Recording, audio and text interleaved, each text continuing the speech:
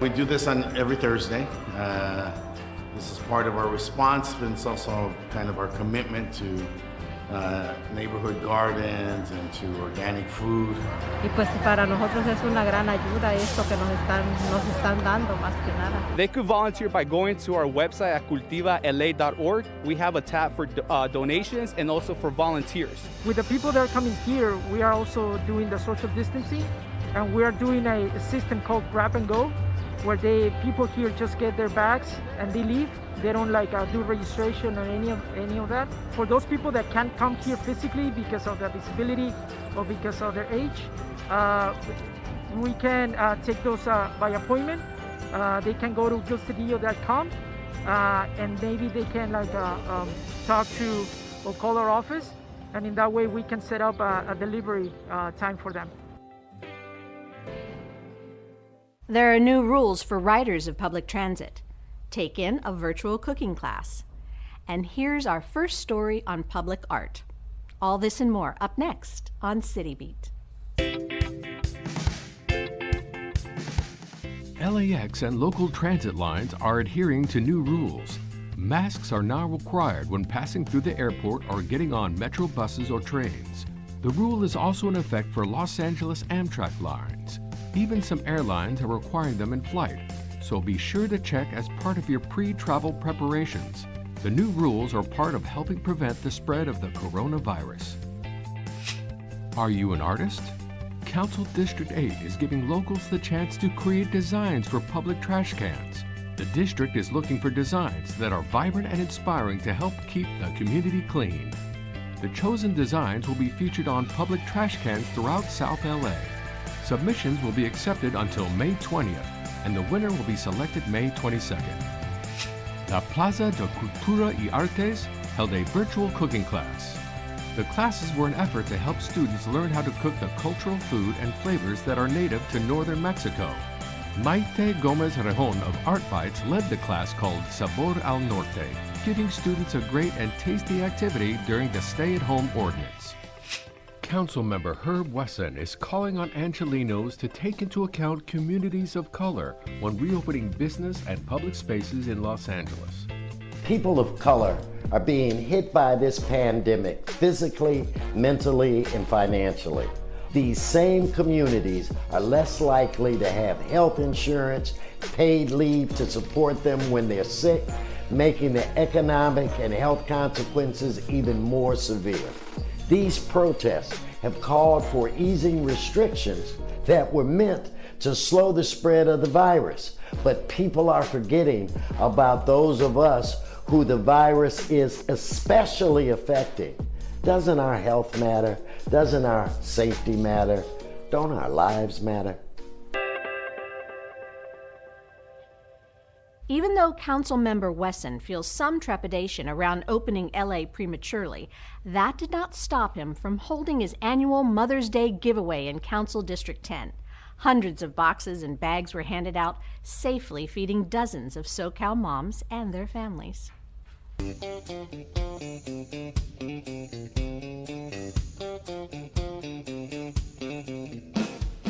So here we are, Mother's Day weekend. We're going to be giving out special Mother's Day bags to the mothers in this district, food baskets. We've been very active this whole crisis, trying to give people the things that they need. So today is more of a fun day. It's a happy Mother's Day. It's a hang on in there. We're going to be moving forward, and just to show them our appreciation.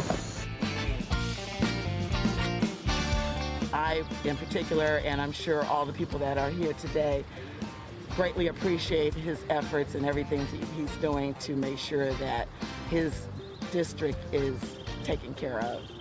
During this coronavirus, people need everything, but I think the most important thing that they need is reassurance that their government is on the job. I think he's doing everything, that he can do at this moment. I mean, we're all just like from day to day trying to figure out where to go next, But in the meantime, they are trying to make sure that families are, being taken care of as much as possible. The city closed down, we opened up. It's moments like this where government needs to stand up and stand out and help its constituency. Whenever there's a challenge in this country, we rise to the challenge. This will pass as long as we stay together and help one another. We're a very resilient people. We are survivors. It's what we do here.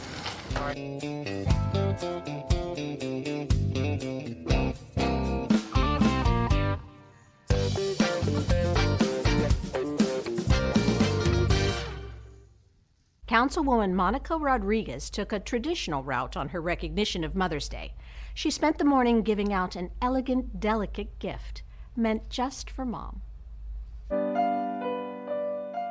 Today we're giving away free orchids and kalanchoe that were donated from growers that unfortunately, because of the pandemic, have been unable to sell them. So there were several growers that came together through a friend that said, hey, these flowers are going to end up in the landfill. We have no place to sell them, no place to distribute them.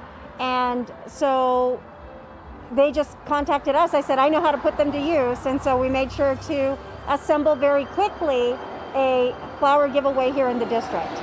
Ese es un día muy especial que regale las flores y es con amor y cariño y es un gesto de ella muy importante, muy especial, porque así a muchas madres las hace feliz.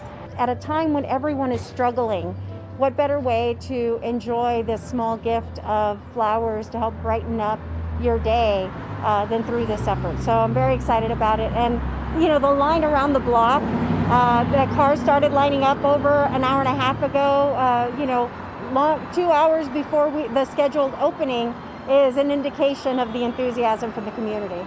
I feel like the orchids really represent like the beauty of what it is to be a mother, and so delicate, and it takes a lot of work to take care of it. For me, I just want to try and do everything possible to continue to ease the challenges that families are experiencing at home.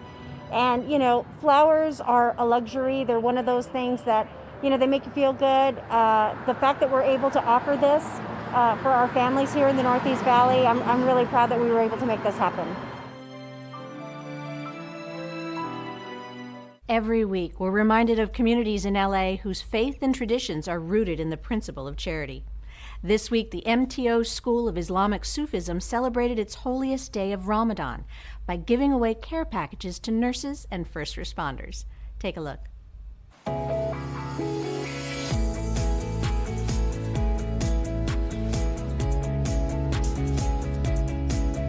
It's a day of just giving. It's on International Nurses Day.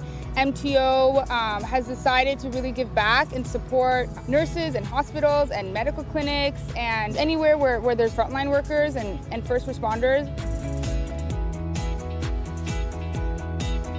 You know, we're really grateful. Most of us are very privileged. And you know, we can't imagine how difficult it is for those people, the hospital personnel, you know, who are working day and night, not just the nurses and doctors, but like the people who are cleaning, the people who are supporting them. This is our way of giving back to the community in a way that we feel is necessary during this time. And it's really a time of coming together and doing good. Even though today is one of the holiest days of Ramadan for the Islamic faith, and you could be celebrating this with your loved ones, you have chosen to make this day about others on International Nurses Day. It's really, really great to see those hospitals, the staff, getting the support that they need. I mean, they deserve it times 100, right? They should be safe, they should feel safe, they should work in very safe environments, they should have the gear that they need. So in working together, cooperation, collaboration, love, kindness, community, staying together, staying safe, and helping those who we can, we could further expand upon the care of those frontline heroes.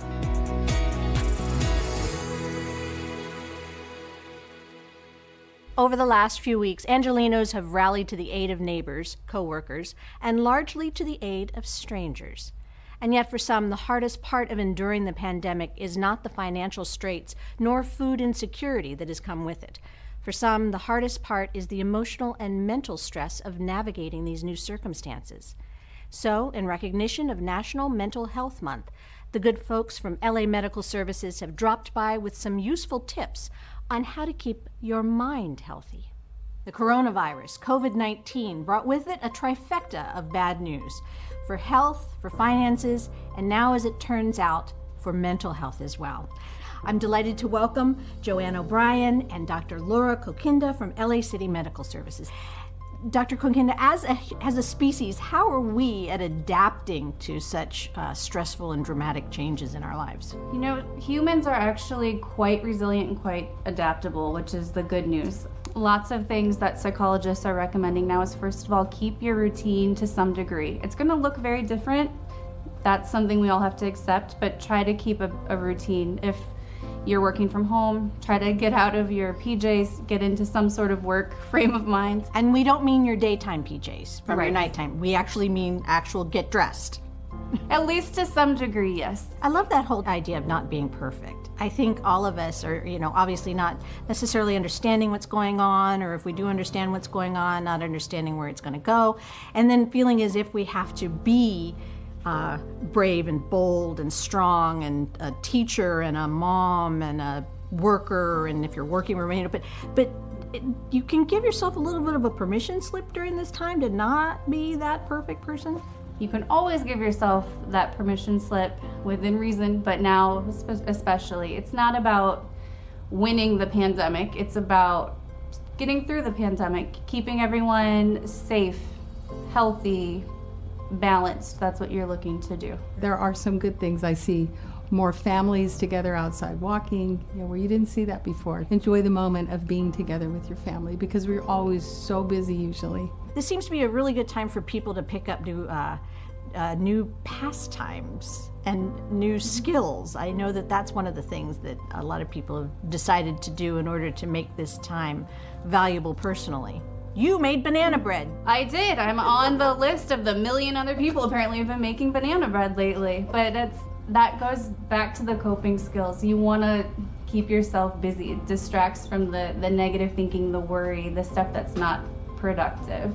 So when all this is past and we look back, how has Los Angeles done? I'm completely impressed on how Los Angeles has handled it.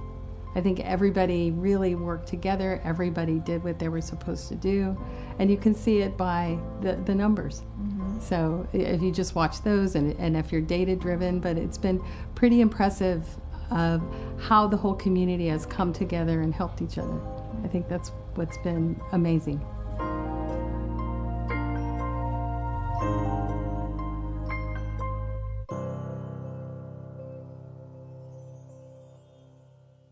For many of us, wandering a good museum used to be a great escape from mounting personal stress. But even now, you don't have to wait for LACMA or MoCA to reopen. Chances are, truly imaginative and timely art is just around the corner.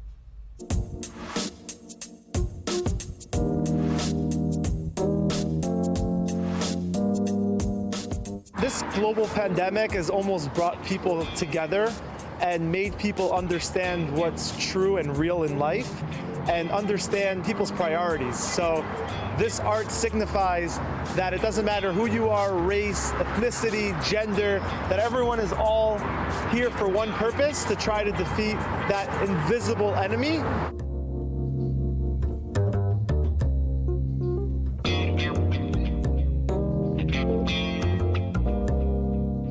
Sometimes it's hard to convey words, and illustrations can really put a lot more thoughts and meaning into what people are thinking. This artwork, you don't have to say much. You can look at the picture, and because everyone's dealing with this global pandemic, they kind of relate to it right away and understand, the problems, the conflicts, and how we can almost perfect and keep increasing the way we're looking at this world.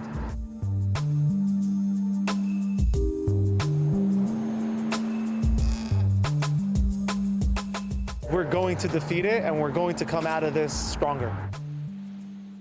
Join your kids for a concert via Facebook Live. Donate to the City of Angels food drive. And the Uncorked Wine Fest goes virtual. All this and more up next on Virtual Things to Do. Round up the youngins for a musical event with Kids Imagination, a Southern California-based children's musical group which writes and performs their own music and theatrical live shows. Their web series will include original content for toddlers, preschool, K through 3rd grade, and children at heart of all ages. And they are bringing the act to Facebook. This live interactive concert happens Saturday, May 23rd, beginning at 11 a.m. Don't miss Kids Imagination on Facebook Live. It promises to be a real hoot. Join artist King Clave, Leo Dan, and Eduardo Mentoret in the Miami Symphony Orchestra as they come together for a high-octane virtual concert. Cuidate y Cuatente, hosted by Nora Mila and Rafael Sigler, is a 2-hour musical extravaganza produced by Uno Productions and the Coalition for Humane Immigrant Rights, CHIRLA, the largest immigrant rights organization in California. Cuidate y Cuatente drops Saturday, May 23rd at 4 p.m. Uncorked is taking the party to the internet by throwing its first virtual wine fest. Enjoy a curated selection from quintessential wines shipped directly to your door, and get a special login to be part of our virtual party on Saturday, May 23rd from 7 to 9 p.m. The event will feature talks with the winemakers, behind-the-scenes video from the wineries, live music, interactive trivia, and fun times with friends from all over California, Nevada, and Oregon. You can find tickets for Uncorked Virtual Wine Fest by visiting their listing on Eventbrite. Encino Little League and Caring Counts are proud to co-host the City of Angels Food Drive on Sunday, May 24th. Please bring unopened, non-perishable food to Encino Little League at 5120 Havenhurst Avenue in Encino. All items will be collected via trunk for contactless drop-off. Proceeds from the drive will benefit Sova Food Pantry. The City of Angels Food Drive happens Sunday, May 24th from 9 a.m. to 1 p.m. And that's a look at some virtual things to do. Here at Channel 35, we stay committed to bringing you the best information possible during the COVID-19 outbreak. Remember that you can sign up with Notify LA to receive emergency alerts. To sign up, just text your zip code to 888-777. You can also find reliable information about the resources available from the City of Los Angeles at these websites: publichealth.lacounty.gov, coronavirus.lacity.org, or at emergency.lacity.org. That's it for this edition. I'm Maria Hall Brown. From all of us here at LA This Week, thanks for joining us. A reminder that you can catch us online at lacityview.org. We're also on Facebook, Twitter, and YouTube. See you next time for more LA This Week.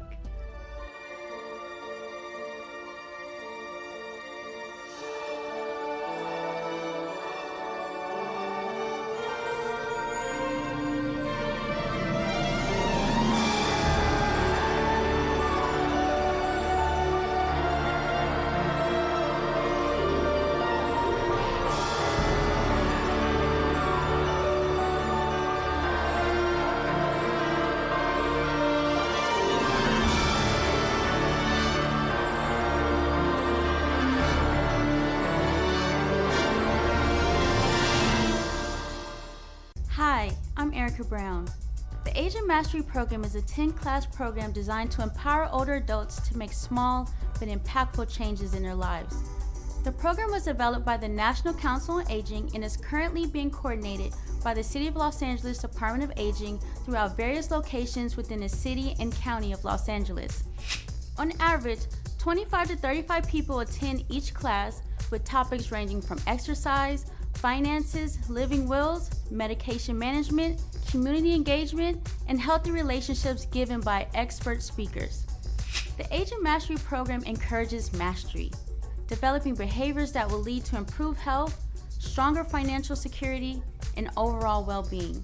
By participating in this program, you will make impactful changes that will enhance your quality of life, get real incentives and rewards by taking small steps that can help you thrive and live masterfully, and also meet new friends, provide support and encouragement to your peers, and become more involved in your community.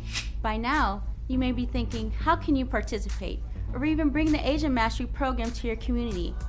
If so, please contact us at the Department of Aging at 213-482-7252 for more information.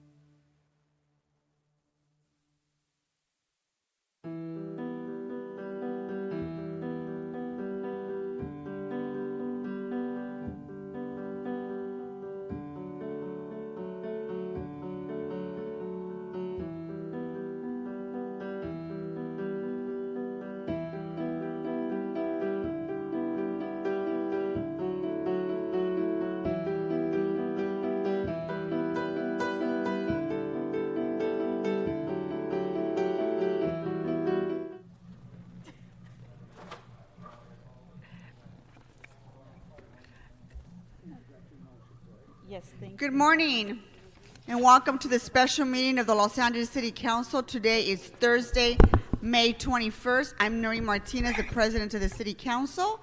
Madam Clerk, please call the roll. Blumenfield. Blumenfield present. Bonin. Bonin present. Buscaino. Buscaino present. Cedillo. Mr. Cedillo. Present. Thank you. Harris Dawson. Here. Weezar absent. Koretz. Present. Krikorian. Here. Lee. Present. Martinez. Present. O'Farrell. Present. Price. Present. Rodriguez. Here. Rue. Present.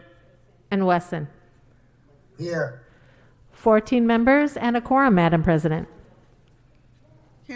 Madam Clerk, let's run through the agenda. Madam President, would Council like to send all items forthwith today? Without objection, that will be the order next. Items 1 and 2 are items for which public hearings have been held. However, since this is a special council meeting, another opportunity for public comment will be provided.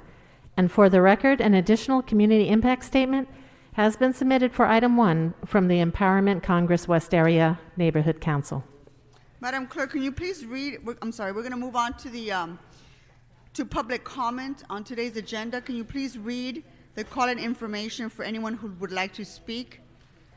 Yes. On today's agenda, go ahead. Thank you.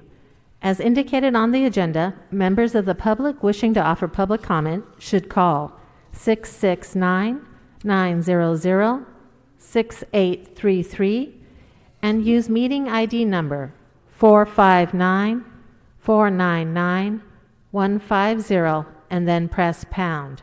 Then press pound again when prompted for participant ID.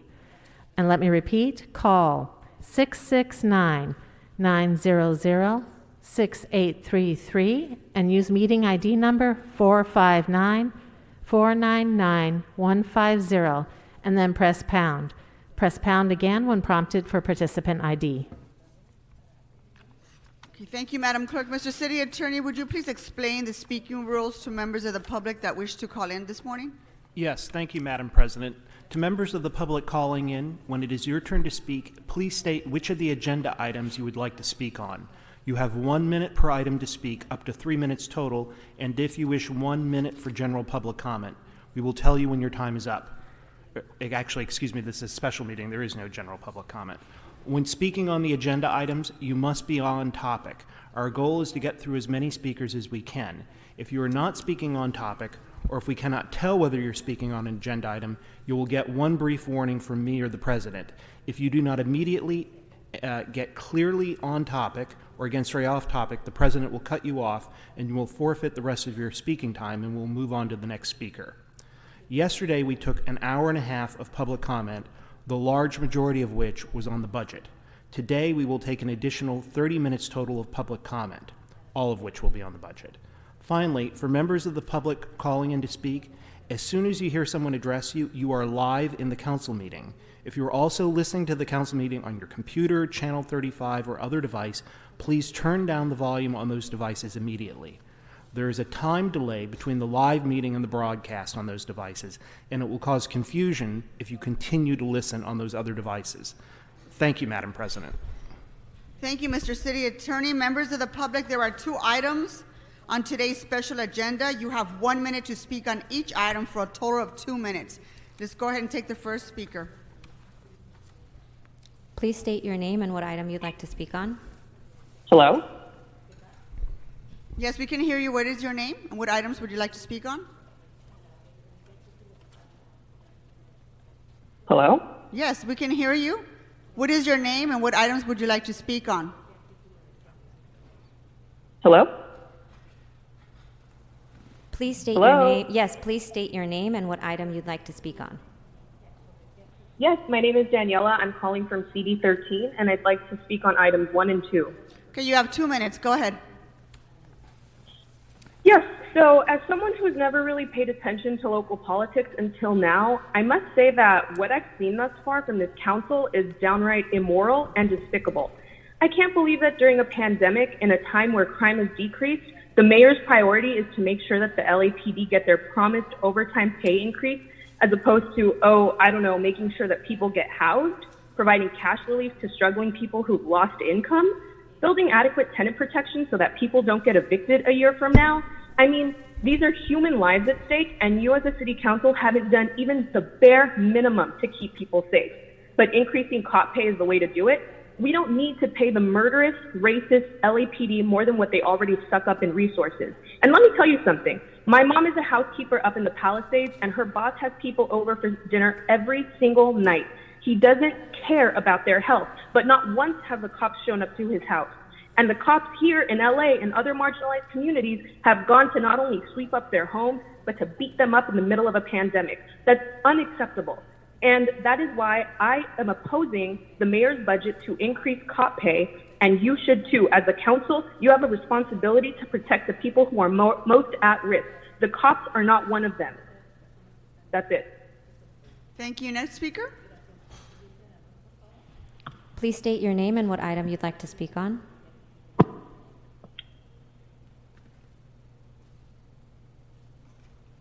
Please state your name and what item you'd like to speak on. It's hard to know who it's going to. My name is Stevie Shaw. I'm with the Los Angeles Tenants Union. I'd like to speak on items 1 and 2. Okay, you have 2 minutes. Go ahead. I called yesterday and was pleased to hear more than 90 minutes of comment from the public in opposition to the mayor's budget proposal. It's clear that groups are united, folks are united across the city against raising police and law enforcement's budget, which is already over $3 billion to more than $5 billion in the middle of a pandemic. It would never be appropriate to do, but it's absolutely atrocious to even consider right now. Los Angeles somehow has this reputation as progressive nationally, and absolutely nothing about this would be progressive. We need rent cancellation. We need, as the previous person said, cash assistance for the more than half of Los Angeles folks who have lost their jobs. We have hundreds of thousands of people who could potentially be facing eviction once the moratorium lifts. There are so many things that we can name. Social services, keeping restrooms open at public parks overnight, which actually doesn't even cost money. We are failing our houseless neighbors. We are failing the folks who have lost their jobs. We are failing each other, and policing, increasing policing, again, with the deadliest police force in the nation, in a city that already has the largest jail population in the world. There are so many statistics that are so troubling and upsetting to sit here and rattle off, and it's unconscionable that what we're considering doing to allegedly solve this or even address this pandemic is to further terrorize Black and brown communities and have people live in fear when they're already at risk of death from the global pandemic that we're in. So please reject the budget. Please cancel rent. I think that's all I know how to say right now. Thank you. Let's move on to the next speaker. Please state your name and what item you'd like to speak on.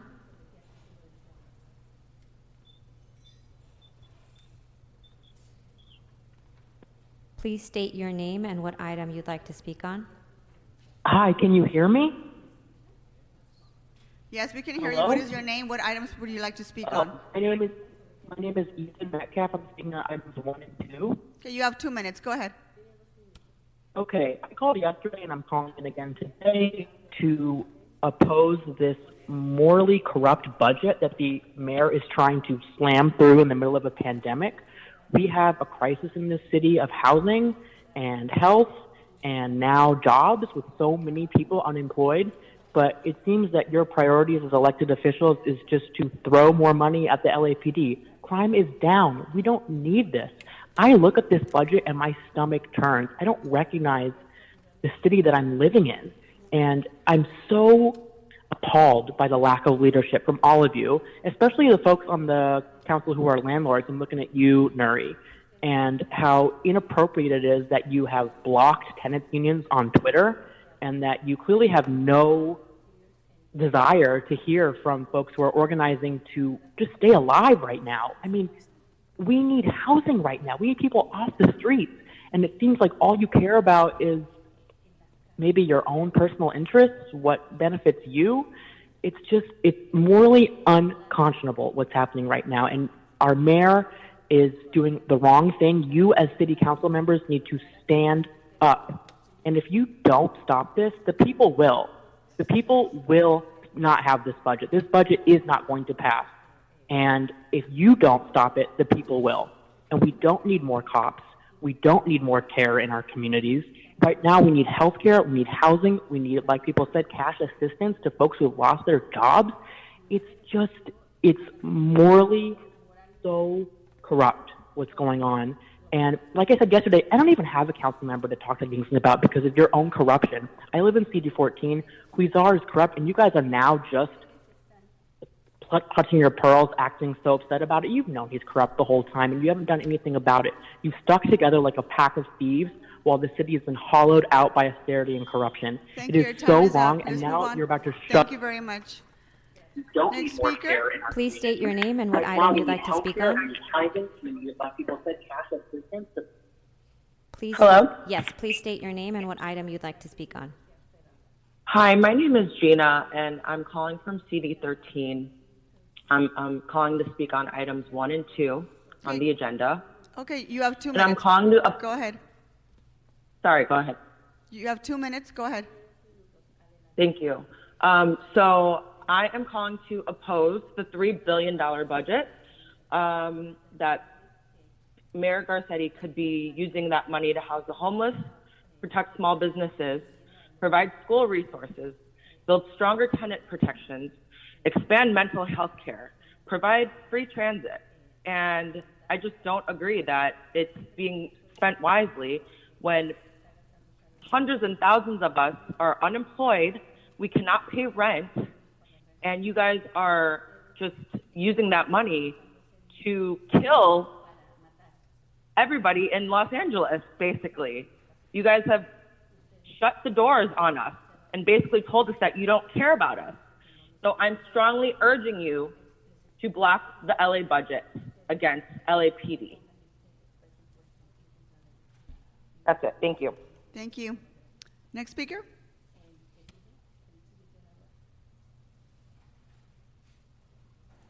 Please state your name and what item you'd like to speak on. Hello, my name is Lionel Maris. I'm speaking on agenda items 1 and 2. You have 2 and minutes. Go ahead. Yes, I'm from City 6. Thank you for having me, President Nury Martinez, calling because I would like for the City Council and the Mayor, Mr. Eric Garcetti, to reconsider the budget for fiscal year 2020-2021 because it may harm the less affluent Angelinos, and due to the undue influence on LAPD and LASD, they have a lot of influence over the City Council with their lobbying efforts, and they take a big chunk of the budget, whereas other essential city services are being cut or affected. And I think that the City Council should take a step back, rethink, and reconsider, and revise the budget so that all city services are provided with equal funding so that the less affluent Angelinos and taxpayers will not be affected, and so they continue to get the services that they need. That's what I think. And I learned that in my MPA class at CSUN about public labor relations and negotiations. And I know that LAPD has a powerful union representing them. We need to lessen their influence because they're asking for too much money. And I understand that law enforcement is important. I respect that, but that's too much power and influence, and we need to lessen their influence. Thank you very much for having me today, President Nury Martinez. Thank you. Thank you. Please state your name and what item you'd like to speak on. This is Judy Bransman. I want to speak on item 1 and 2. Okay, you have 2 minutes. Go right ahead. Well, I'm calling because I think you should delay the vote and rethink your decision of how to allocate funding. That much money for police makes no sense right now when there's so many services that are needed. So I, hope you will delay the vote and rethink this with a lot of community input. Thank you.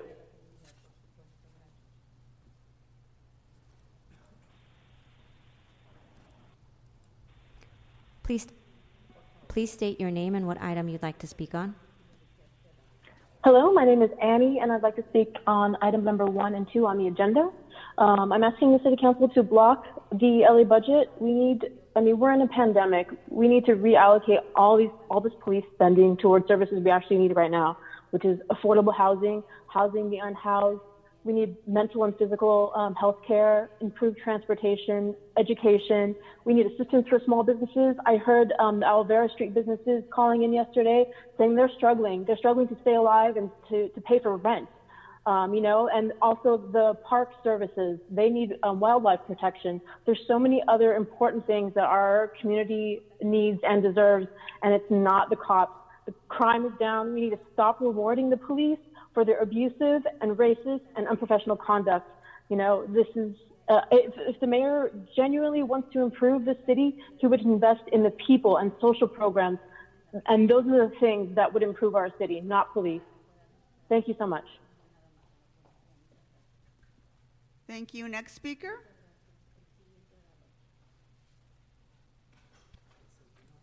Please state your name and what item you'd like to speak on. Hi, my name's Nicole. I'm in Woodland Hills. I want to speak on item 1 and 2. Okay, go ahead. You have 2 minutes. Thank you. I just wanted to echo what everybody has said before. I'm calling to delay the vote.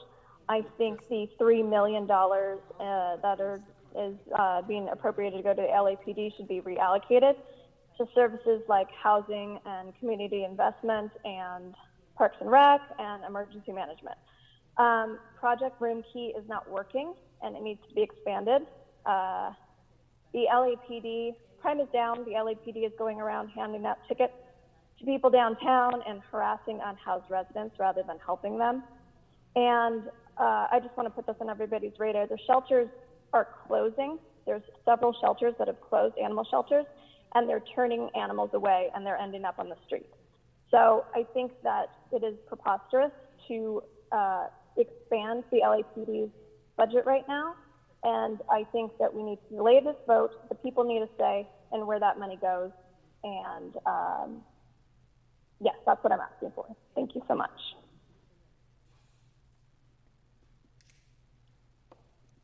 Please state your name and what item you'd like to speak on. Hi, my name is Sarah Goldzweig, and I'm speaking on agenda items 1 and 2. You have 2 minutes. Go ahead. So in the mayor's proposed budget, 54% of the city's general funds are going to LAPD, providing them a total of $3.15 billion and more overtime. And this is while crime is going down. Why do they need more overtime except to increase the harassment and violence of Angelenos, and in particular, Angelenos of color? At the same time, the budget requires almost every other city department to take budget cuts and furloughs, thereby limiting necessary services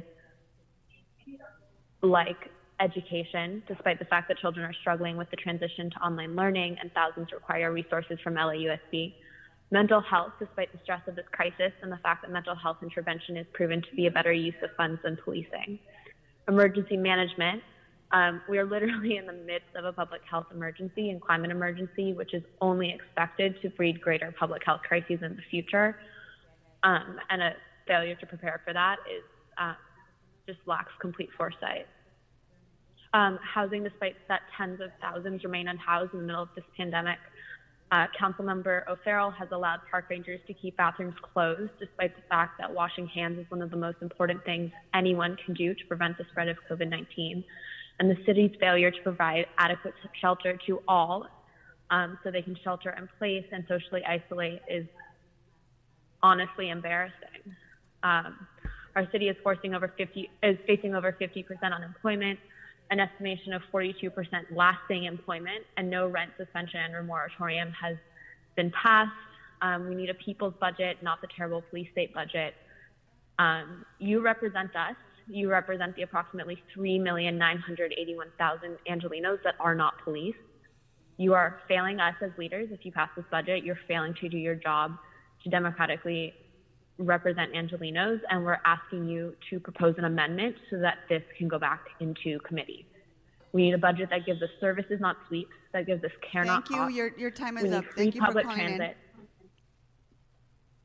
Next speaker. Please state your name and what item you'd like to speak on.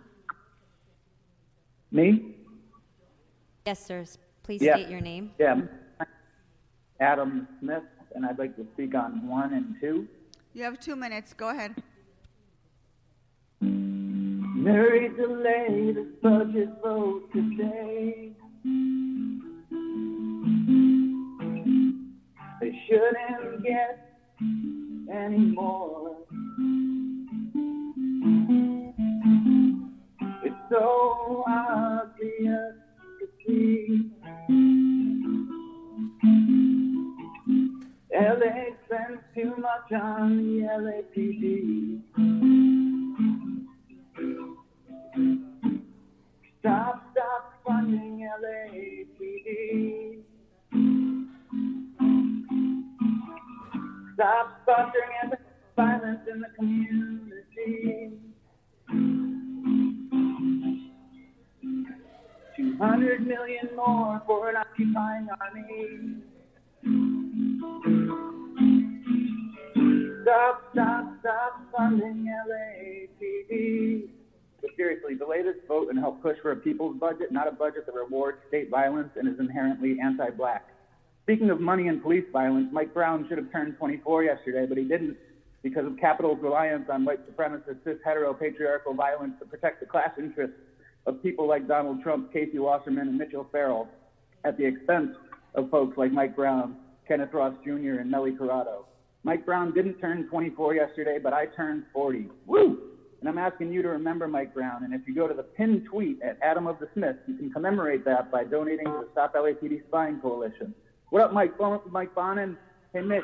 My dad's phone number is 413-247-5355. Western Mass represents.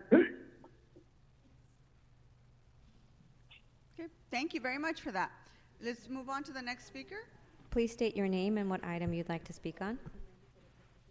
Hi, this is Gigi. I'm wanting to speak on items 1 and 2.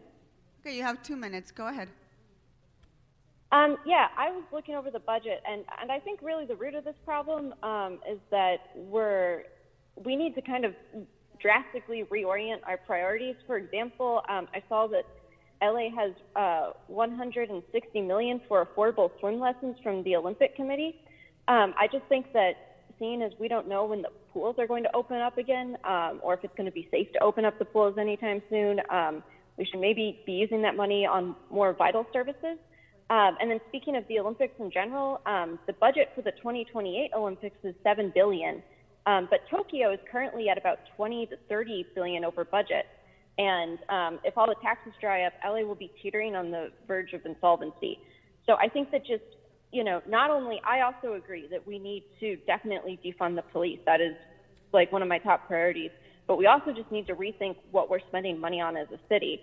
And I think that we need to cancel the Olympics in order to do that, because we can't be spending money on, random Olympics projects, and we can't, just be putting these money towards random projects that the Olympics wants us to put project money towards when we have things that are a lot more important to do in the city. And, just if we allow the Olympics to come, then we're going to have the city be put under a national special security event. And that's going to increase police militarization even more.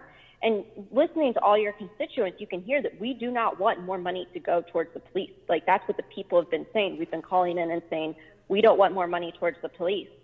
And so why would you bring an event to our city that would just increase police presence by federal law when we should be defunding the police, since that's what the people want? So I just want, we need to make sure that we don't put extra money towards the police. We don't put any money towards the police. And that we cancel the goddamn Olympics, because we cannot have that in our city. Thank you. Next speaker. Please state your name and what item you'd like to speak on. Norma Garcia, I need to speak on item number 1. Okay, you have 1 minute to speak on item number 1. Go ahead. Okay, good morning, City Council members. I am Norma Garcia, a merchant of Olvera Street since 1965 and a member of Olvera Street Merchants Association. I support the request of Rent and Camp Forgiveness Association El Pueblo Valle submitted yesterday for Vivian Bonso, Gregory Berber, and Cristina Mariscal. As today, I am in debt of $18,000 in rent, property tax, and other bills related to the business. Please help us. Your vote today can make the difference. You can be remembered for saving this historical landmark for future generations, or you can be remembered for ending 90 years of legacy. Thank you. Next speaker.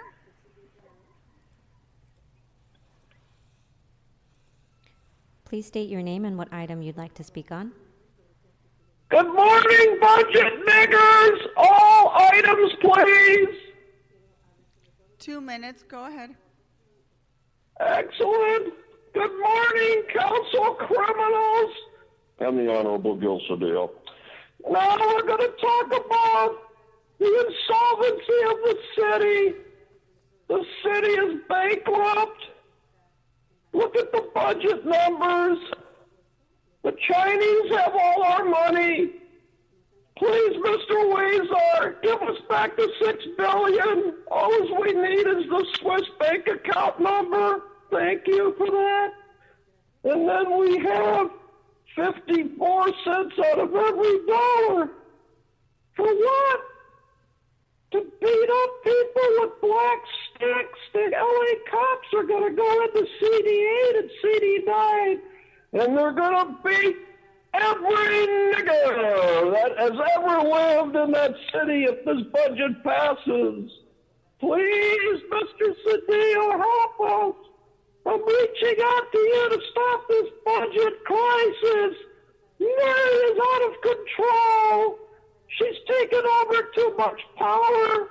She's become a dictator with pancake makeup on and a big fat ass. Please stop this budget, Gil. We need your help. You're the only hope left. They've all absolutely taken over. Poor Code Price, he's council member B as a bitch. And then Rezar has now become Mary's bitch. John Please Lee get is back on Mary's topic, bitch. Mr. Speaker. What? Did I hear? I'm on my time. Okay. So, again, I thoroughly oppose this budget, even though I actually wrote the budget. Your time is up, caller. Thank you very much for calling in. Next speaker. Thank you.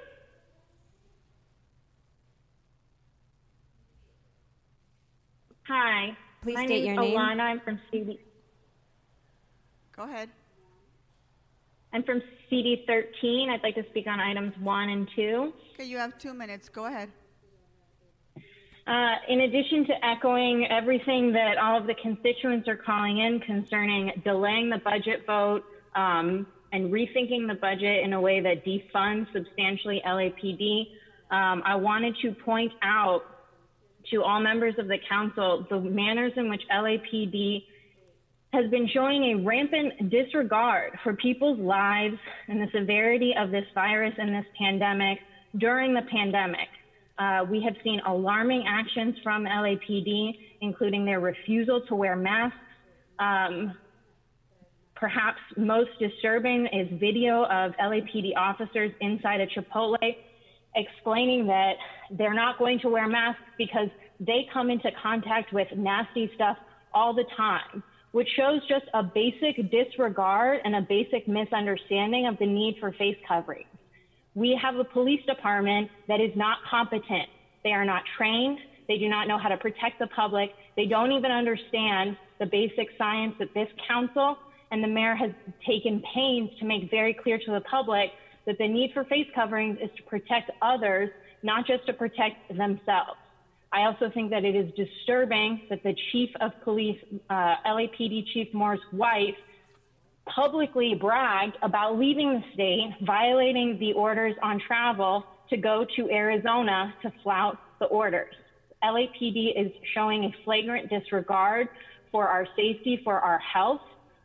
This department needs to be restructured. They need to be trained. Officers are violent. They are corrupt. They are hurting people. They are terrorizing our communities. They need to be defunded. Thank you. Next speaker.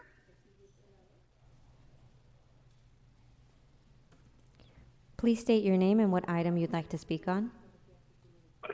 Hello, my name is Peggy Lee Kennedy from Venice, and I'd like to speak on item 1 and 2. Okay, you have 2 minutes. Go right ahead. I am very concerned about any increase in the LAPD's budget, especially to cover overtime, providing security around the bridge homes.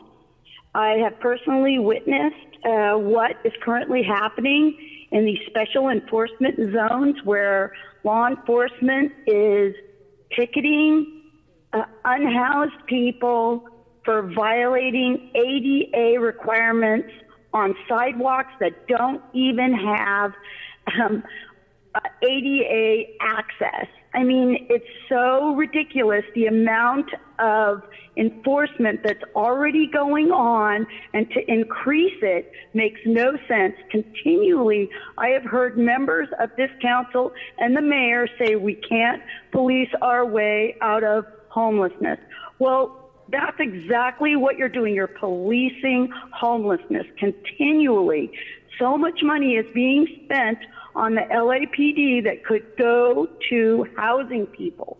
That's what we need, housing for people, not law enforcement on people. Only in extreme measures should LAPD be called in, not because somebody's having a mental health crisis. They should not be called in. They tase people who are having mental health crisis. It does not help. And you'll have 12 law enforcement officers on 3 unhoused people who aren't even in crisis. Their tent is too wide on a dirt path. And what's actually happened in these special enforcement zones is they've moved people. They're not curing homelessness. They've moved people to other locations where the citizens complain and call the police. I guess because they feel like either they have no other thing to do about homelessness, or they don't care. They just want to eradicate them from the face of the planet. Thank you. Please state your name and what item you'd like to speak on. Joseph Ocone, like to speak on items 1 and 2. You have 2 minutes. Go ahead.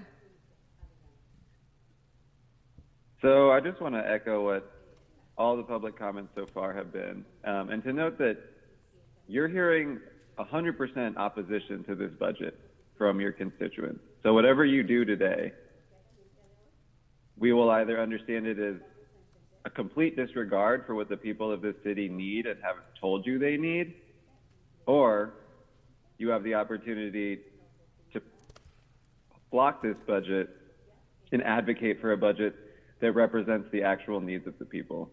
But I also want to take a moment to look specifically at item number 2 and to suggest that instead of instructing the city administrative officer to refine furlough plans and look for other places where you can make savings, to just cut the LAPD's budget. That would free up a ton of money that then you could use for more important things like housing, education, healthcare, the things that this city actually needs. And it's worth, I think, pointing out, as people have pointed out many times in these comments, that it's not just divestment from necessary life-affirming services, but an investment in a service that nobody in this city needs, the Los Angeles Police Department. Putting more money into the Los Angeles Police Department is only going to make this city less safe for Black folks, for Latinx folks, Indigenous folks, unhoused people. All of the city's most vulnerable populations are endangered by the continued expansion of LAPD police power.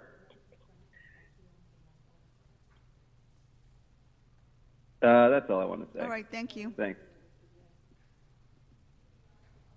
Okay, this will be the last caller, and we'll have satisfied 30 minutes of our public comment this morning. Go ahead, next caller. Please state your name and what item you'd like to speak on. Hi, my name is Nicole, and I'm speaking on items 1 and 2. Okay, go ahead. You have 2 minutes. Okay. Thank you. I am not happy that I'm the last caller because I think there are so many people in the city who haven't gotten a chance to speak.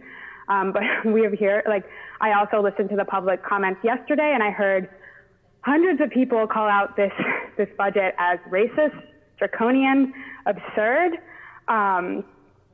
The 15 people on the city council, 14 if people who can vote, have the opportunity to invest in the services we need right now to address the many multiple crises in this city. We have a homelessness crisis, a housing crisis, we have an environmental crisis, and we have a Medicare crisis, and we're funding the LAPD. I'm hearing people cry on these public comments.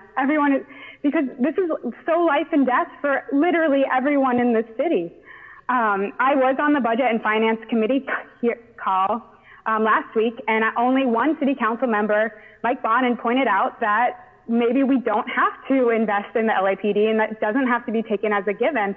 It is absurd that only one elected official is calling out like the hugest elephant in the room. You are elected to represent us, not to kill us. And the decisions you make this week will have life and death consequences for thousands. I advise this council to block the budget, to send it back to committee, and to actually take real time to reinvest in these services we need to vulnerable communities. When the city attorney's office presented the budget to the finance committee, they said vulnerable communities will have services taken from them. We will have fewer services to the most vulnerable communities if we invest in the LAPD the way that we are. And because we are choosing to not to give them raises, more people will be harmed by this. It was very clear in that presentation. Thank you. Block the budget. Thank you. Members, that concludes public comment for today's meeting.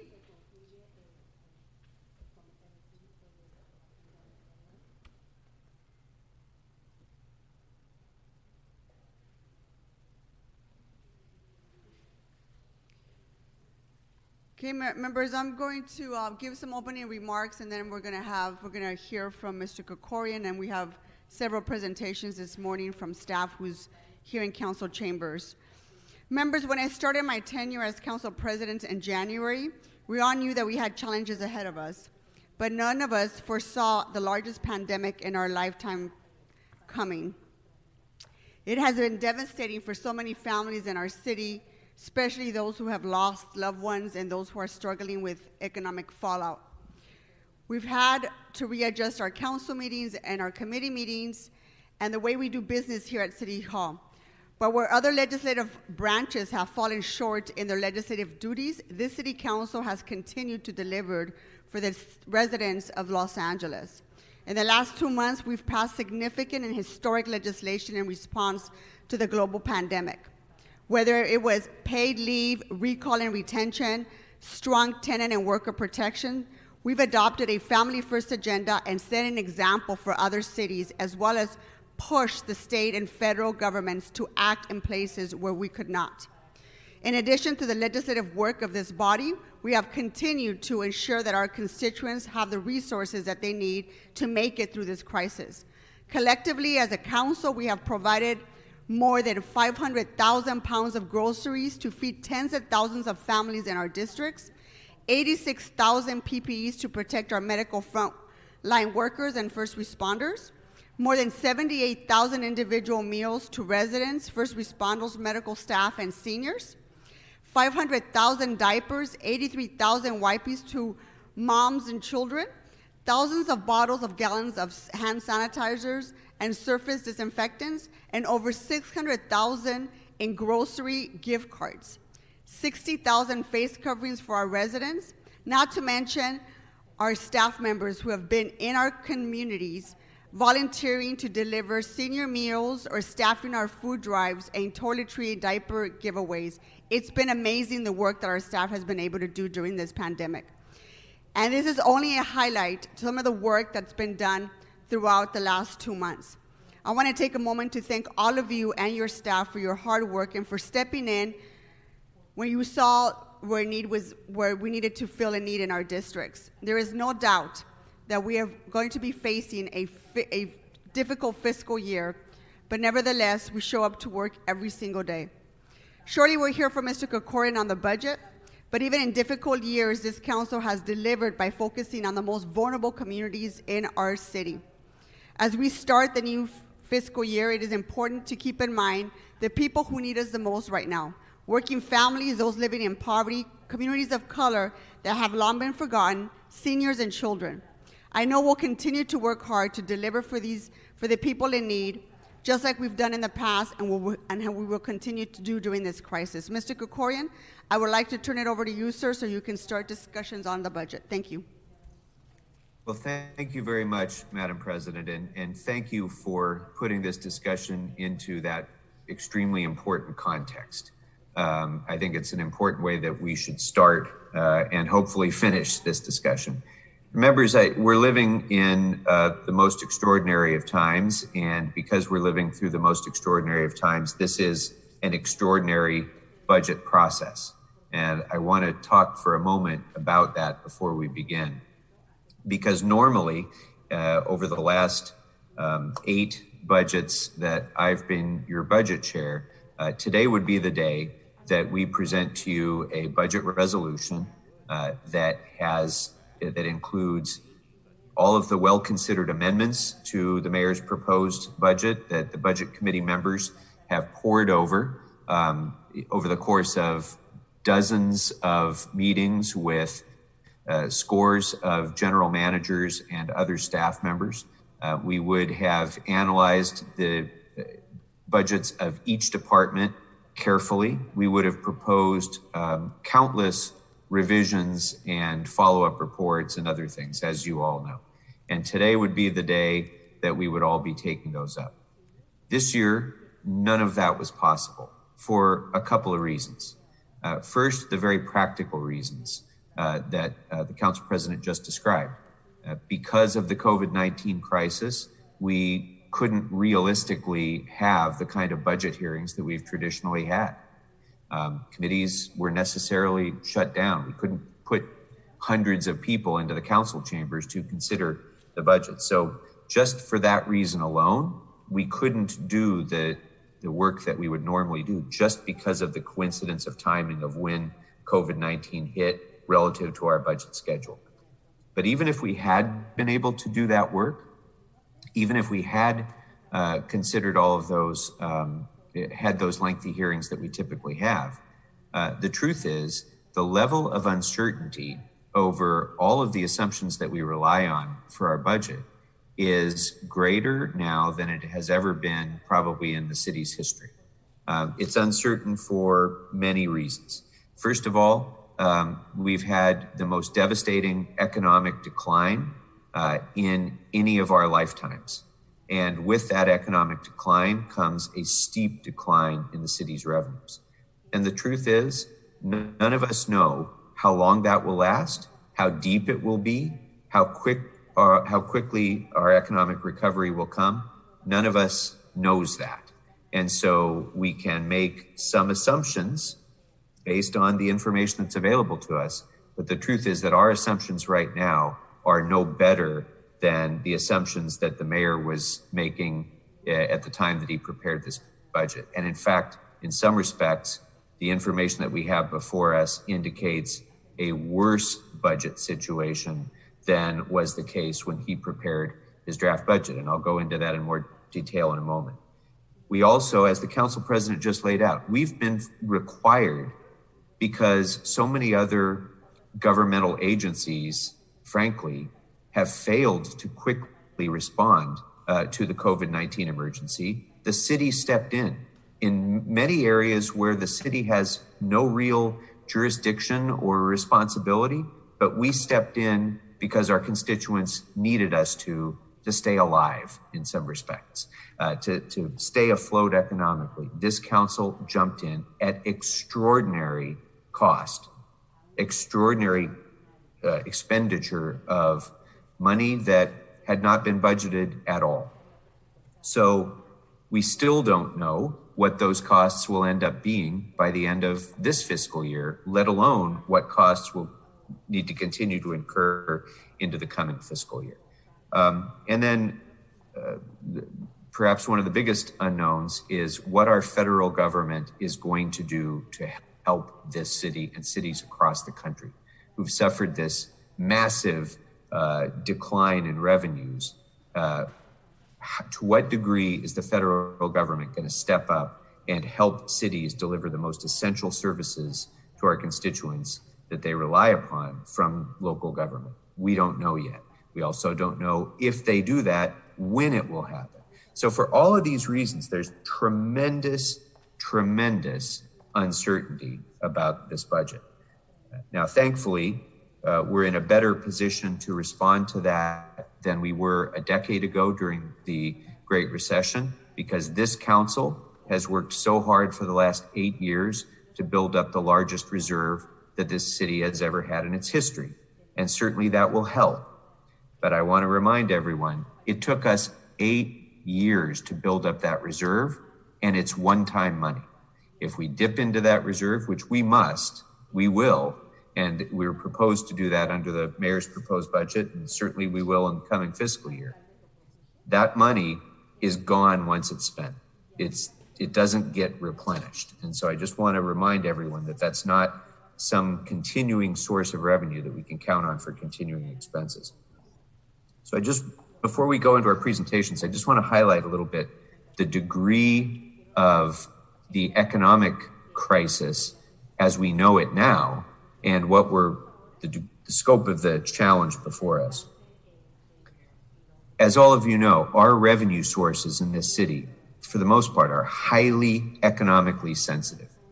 Sales tax, property tax, business tax, hotel tax, all of these are areas that when the economy turns down, mostly they react very quickly to economic downturns and our revenues decline. And I'll just give you a few examples of that. In March of this year, just as the pandemic was starting to hit, sales tax receipts for the city were down 10% from the prior year. In April, they were down 17%. Temporary occupancy tax, our hotel tax, in March was down 11% compared to the prior year. In April, it was down 77%.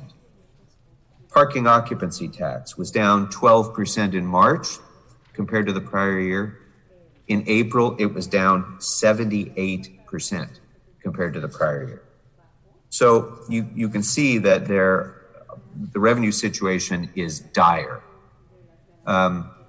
What we heard in committee, and what I think you'll hear shortly from our presentations, is that as difficult as the mayor's proposed budget is in terms of cuts, proposed furloughs, hiring freeze, and the other issues that are very difficult for all of us to grapple with, the truth is that what we know now is that the revenue projections that underpinned that proposed budget were too optimistic, because the Office of Finance projects that even under their best case scenario, we're going to need to reduce revenue estimates by almost $50 million.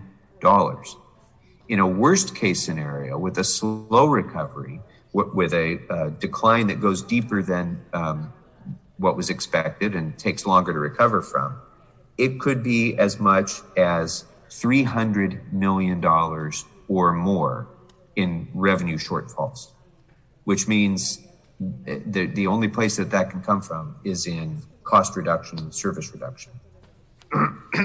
So I just want to start our discussion with that very dire reality.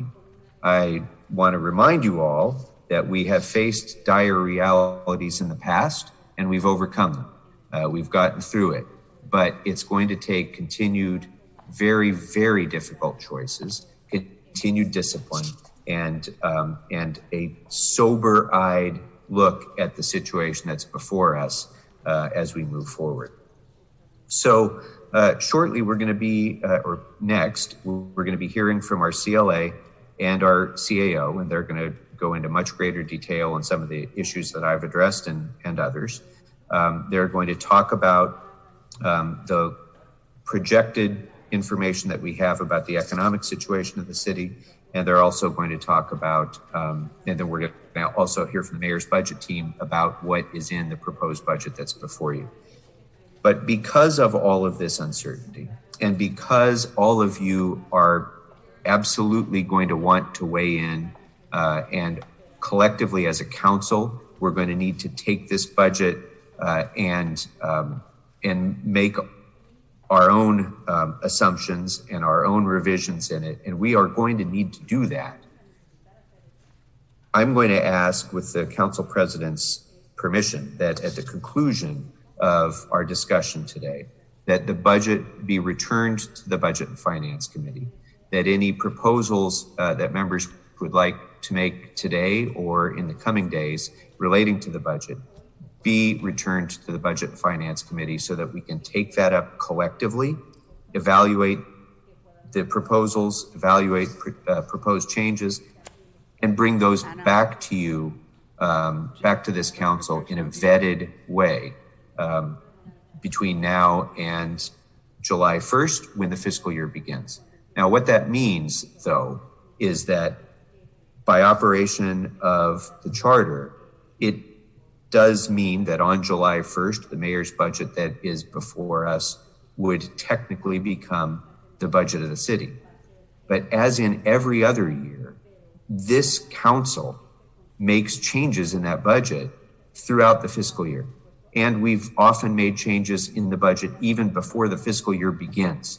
So while that technically is the operation of the charter, I just want to alleviate any concerns about that, because this council retains control over what happens in that budget beginning on July 1st. We could make drastic changes in the budget that would take effect on July 1st. And it's my intention, and I hope all of yours, that we will continue to work vigorously on this budget throughout the month of June. In fact, the Budget and Finance Committee is now going to be up and running with regular meetings again. We'll be starting with a meeting on June 8th, followed by June 15th, June 22nd, and June 29th. And we will take up the budget in a much deeper way with all of your proposals as well, so that we'll have an opportunity to consider those prior to the fiscal year beginning on July 1st. So that will be my proposal. I will propose that the budget be returned to committee, that all proposals relating to the budget that are considered today will be returned to the Budget Committee as well. And I'd ask that you approve item 2, the Budget and Finance Committee reports from our meeting of May 11th. And with that, it's now our opportunity to really get in depth into the facts that are confronting us. And with that, I'd like to invite up, with Council President's permission, if we can hear now from the mayor's budget staff, Matt Szabo and Diana Mangioglu, who are going to present on the budget. Mr. Krikorian, I will go ahead and do that without objection on item number 2. I'm sorry, item number 1. And we're going to have our presenters come up to the table. Why don't we start with the mayor's presentation? Why don't you come up to the table? After that, we're going to move on to a presentation from our CAO and our CLA. I'm going to ask members to please hold their questions until we get through the 2 presentations, and then we're going to take questions from our members. Okay, with us. Do you want to kick it off, Mr. Szabo? Yes, thank you. Thank you very much, Madam President and Mr. Chairman. Matt Szabo, Deputy Chief of Staff to Mayor Garcetti, here with Diana Mangioglu, the Mayor's Budget Director. We will run through a presentation and then be available to answer questions from you or the members. Before the Council is the Mayor's proposed budget for fiscal year 2021, $10.53 billion budget, $6.68 billion general fund. As the budget chair laid out in detail, this is a budget unlike any other that we have faced in developing and proposing to the council. I'm going to hold on one second here as the presentation is. Why don't you just do it? I'll just call for next slide. I'll just call for next slide.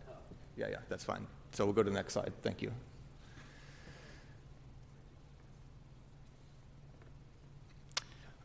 So what we had to do is the budget development process, it really is an all-year process. And the guiding principles that went into this budget, which necessarily required us to revise dramatically in the final weeks before presenting the budget to this council, forced us to reassess and reset our priorities and guiding principles. Basically, we had to look at what are our most basic and critical services and protect those, and then we needed to put the city in a position to respond effectively to the COVID crisis. The guiding principles included maintaining multi-year fiscal solvency, and I will talk about that in a moment, maintaining critical services to the greatest extent possible, preserving public health and public safety services, continuing investments towards our homelessness crisis, avoiding layoffs, and adhering and living up to our contractual and legal mandates. The reason that that we have maintaining multi-year fiscal solvency as our primary guiding principle in this document is that we are in a position right now of extraordinary uncertainty, as again the budget chair laid out. We are in the middle of the first wave of the pandemic, which is having tremendous impacts on our revenue and creating extraordinary costs. There may be a second wave. There potentially may be a third wave. The budget that you have before you is not even facing the full brunt of the impacts that this crisis can have. We have yet to see the additional pension impacts that this budget, that the stock market will have for next year's 2021 budget, in addition to adjustments that are likely to be made to the assumed rate of return for our pension systems. And so therefore we had to make significant cuts, but we did not rely on significant, on the reserve fund or on the budget stabilization fund to balance this budget in anticipation that we may need to do that in the coming months and years. Next slide, please. Just by way of background, members, the budget process begins in earnest in November when the departments present their proposals to the mayor, and the CAO's office and our office begin analysis of those proposals. Also, our office has met with each of you and your staffs to get your input and priorities, and year over year, as we have for the past several years or every year of this administration, we have efforted to make sure that those priorities are covered in the budget that the mayor proposes. After that process was completed and the COVID crisis in the beginning of March hit, we had to drastically reset all of our assumptions and all of our plans up until then. The impact based on the projections that we had at the time that we were getting ready to finalize the budget required us to revise down our spending plan by $230 million. And again, this presents the best effort, our best effort to preserve the most critical services, given that we had to make such dramatic cuts in such a very short period of time. Next slide, please.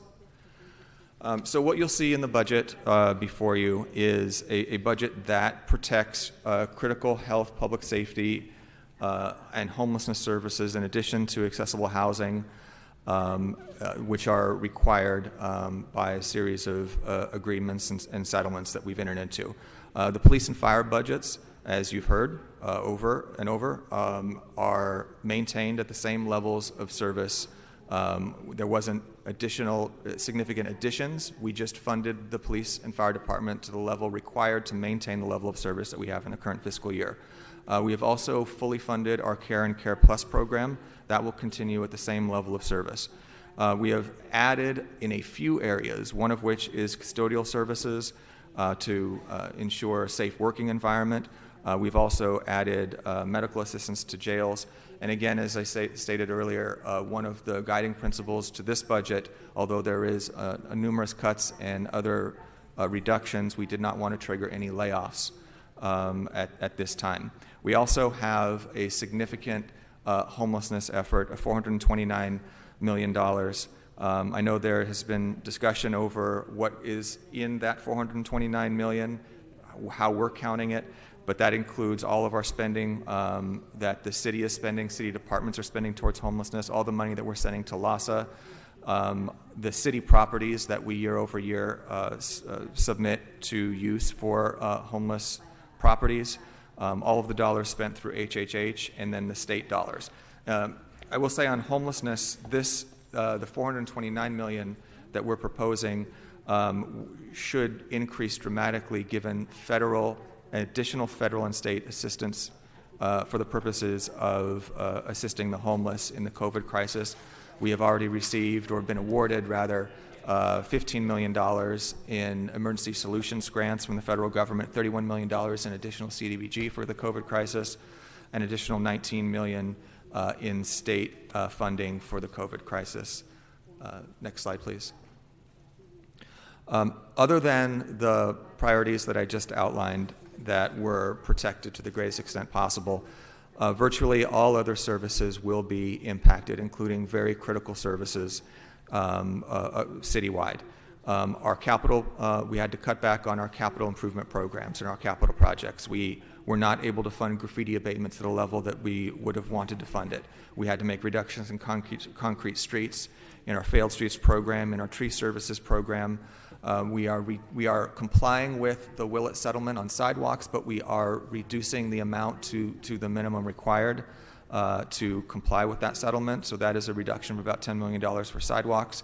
And other programs like our Animal Sterilization Fund and our Gang Reduction and Youth Development Program also took cuts.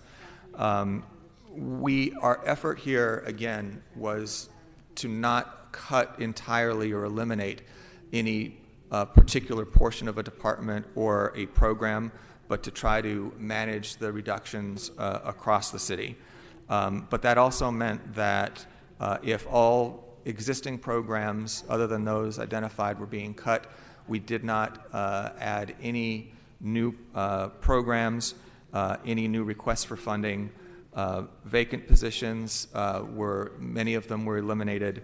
And even in areas of high priority, as I said, we cut the Gang Reduction Youth Development Program, including all funding for Summer Night Lights and some of our climate programs as well. High priorities for the mayor, but we just were not in a position to fund them at this time. Next slide.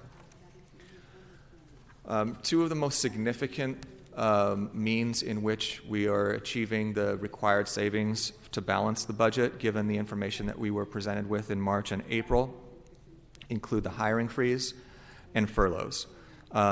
The furlough program applies to all civilian employees at a rate of 26 furlough days a year, 1 furlough day per pay period.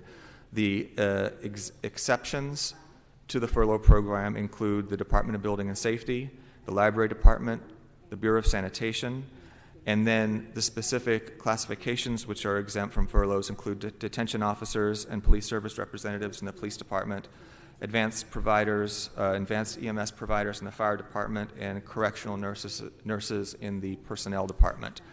I do want to point out that the $139 million in savings is in addition to the $42 million in savings which we are counting on from having a hard hiring freeze.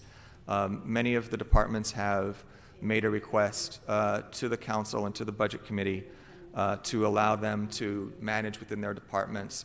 And one of the ways that they would manage to the required reduction would be to hold positions vacant. The reason I point this out is that we have already counted those savings. We are counting on not filling vacant positions for the entirety of fiscal 2021. And that is over and above the additional $139 million required from furloughs to balance the budget. Next slide, please. As Mr. Krikorian pointed out, one of the positions of relative strength that we find ourselves in facing this crisis compared to the last financial crisis of 2008 and 9 are the condition of our reserves. Our reserves were woefully inadequate in 2008, 2009, 2010, and that immediately triggered draconian cuts that we are still having to live with to this day, 10 years later. As of last year, our combined reserves, including our budget stabilization fund, our contingency reserves, our emergency reserves, and our mid-year reserves were 8.52% of general fund revenues, almost $560 million. Next slide, please. Due to the current fiscal year impacts, the revenue loss of the COVID crisis and the anticipated continued revenue loss of next year, we are proposing a budget that does fall short of our goal of at least 5% reserve fund. Last year, we proposed a budget with adopted a budget with 6.25% in our reserve fund. That is down to 3.64% this year. Our combined reserves, again, fell from 8.52% to 5.8%. So it is critical as we move forward that we protect the reserves that are already, in our view, at a dangerously low level. Next slide, please. At the same time as we've been managing the loss in revenue and the necessary reductions to services, we have had necessary enormous expenditures directly in response to the COVID crisis. We have, and this council has approved, $155 million in general fund and special fund loans for a number of efforts. And I'll just go through those briefly. But I do want to remind the council that these are loans which are a general fund obligation and must be paid back in order to make our reserve funds whole, and it should be the highest priority. We have a $25 million set aside for a senior meal program, which will serve 17,000 seniors. That was set aside by a motion by the budget chairman. We have a child care program. We have 18 sites that have been stood up with a capacity to serve 250 children for our frontline responders. The council has borrowed or transferred $10 million from the reserve fund for a microloan program that has already served almost 100 businesses. We've stood up a medical relief facility at the convention center that has 250 beds that we've allocated $1.7 million towards. The largest expense and the largest ongoing expense has been our COVID-19 testing program. This is obviously not an area that is in the normal course of services that the city delivers, but it was also something that, in the mayor's judgment, was absolutely necessary to respond to the crisis. And so we have, to date, spent $43 million on testing. We've done 342,000 tests. We are currently conducting between 10 and 15,000 tests per day that are city funded. Countywide, there are about 20,000 tests per day. So the vast majority of all testing happening in the county is happening due to the city's program. Next slide, please. We've also incurred significant costs for PPE for city operations. That's to protect our frontline workers. PPE for unsheltered individuals, PPE that we have purchased that we will be selling to hospitals to cover their costs, so that the hospitals aren't competing against the city, that's not competing against the county, that's not competing against the state.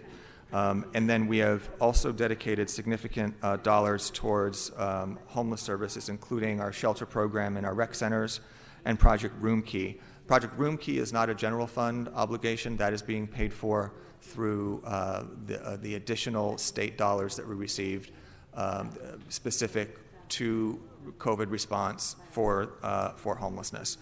I would like to draw your attention to the remaining balance. And I'll say two things about this. Number one, Of all of the spending that you see before you on these last two slides, all of the expenditures to date are either FEMA reimbursable, are able to be covered by another source of funds, or can be covered by the Coronavirus Relief Fund, which is a fund which is the nearly $700 million that the City of Los Angeles received from the CARES Act for COVID response. So although we have spent a significant amount of money and put the general fund on the hook, we should be able to recoup all of that. We are facing a cash flow issue, and it is possible that now, and it is likely rather, that since we are down to $15 million in the bank, ongoing costs, required costs for the COVID response may require us to come back to the council and ask for additional borrowing from special funds to maintain the ongoing costs. Next slide, please. Moving forward, as we realize reimbursements from FEMA, as we're able to allocate some of the dollars for the COVID Relief Fund, we have a number of recommendations for priorities for funding moving forward. I will say, and I know the CAO will touch on this as well, but it is explicit from Treasury that the $694 million cannot be used for revenue loss replacement. So we cannot use those dollars to fill our budget hole. We can use it basically in one of two ways: direct COVID response costs and for the secondary impacts of the COVID crisis, meaning the impacts to our business community, to our restaurants, to our renters. We can use it to alleviate the financial burden that the COVID crisis has caused, but we cannot use it to balance our budget directly. The mayor's office does recommend, however, that in the event that city revenues do come in above budgeted projections, which we do believe is unlikely, or in the event that federal or state funds are provided to compensate for revenue losses, that our priorities should be, number one, to pay back the loans. We have to do that. We also have a reserve fund, as I said, which is dangerously low. We really need to get that reserve fund up to 5%. But I will say that the mayor does very much wish to restore service levels by canceling furloughs if that becomes possible. If we can find a way to realize that additional revenue or cost savings in other areas that can offset the cost savings of furloughs, we would be supportive of canceling those furloughs at the right time. And then beyond that, additional funding for our liability accounts and our one-time capital projects would be recommended. That concludes our presentation. We'll be happy to answer any questions should you have them.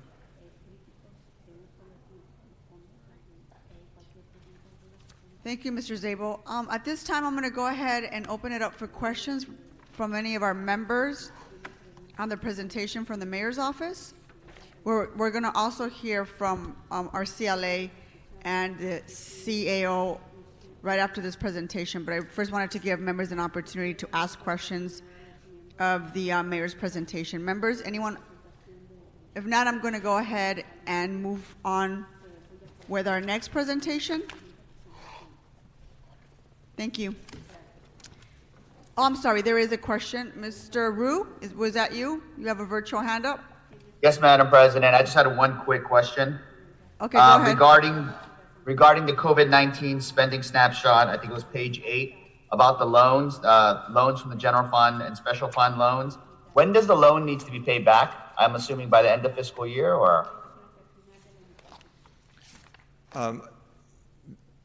Our position is that those loans should be paid back as soon as the reimbursements come in. But in terms of a deadline, I'm going to have to defer to the CAO for that. The fund, the special fund in which we drew from, has a significant reserve, and so we might be able to have a little bit more time with that. The reserve fund really should be replenished by the end of the fiscal year. But there's no legal requirement or fiscal requirement on the loan? With regards to the Building and Safety Trust Fund, So there's no particular deadline, but the longer that we take to repay the loan, the more interest is collected. And so we have to repay that loan with interest. Great. And just a quick thing, the COVID-19 testing, did you say we did 42,000 tests so far? No, we've done 342,934 tests to date as of yesterday. That makes more sense. Okay, yes. I heard the number wrong. 392,000. Okay, great. 42,000, yes. Oh, 342. Okay, thank you. Yep. Thank you, Madam President. Yeah, thank you, Mr. Cedillo.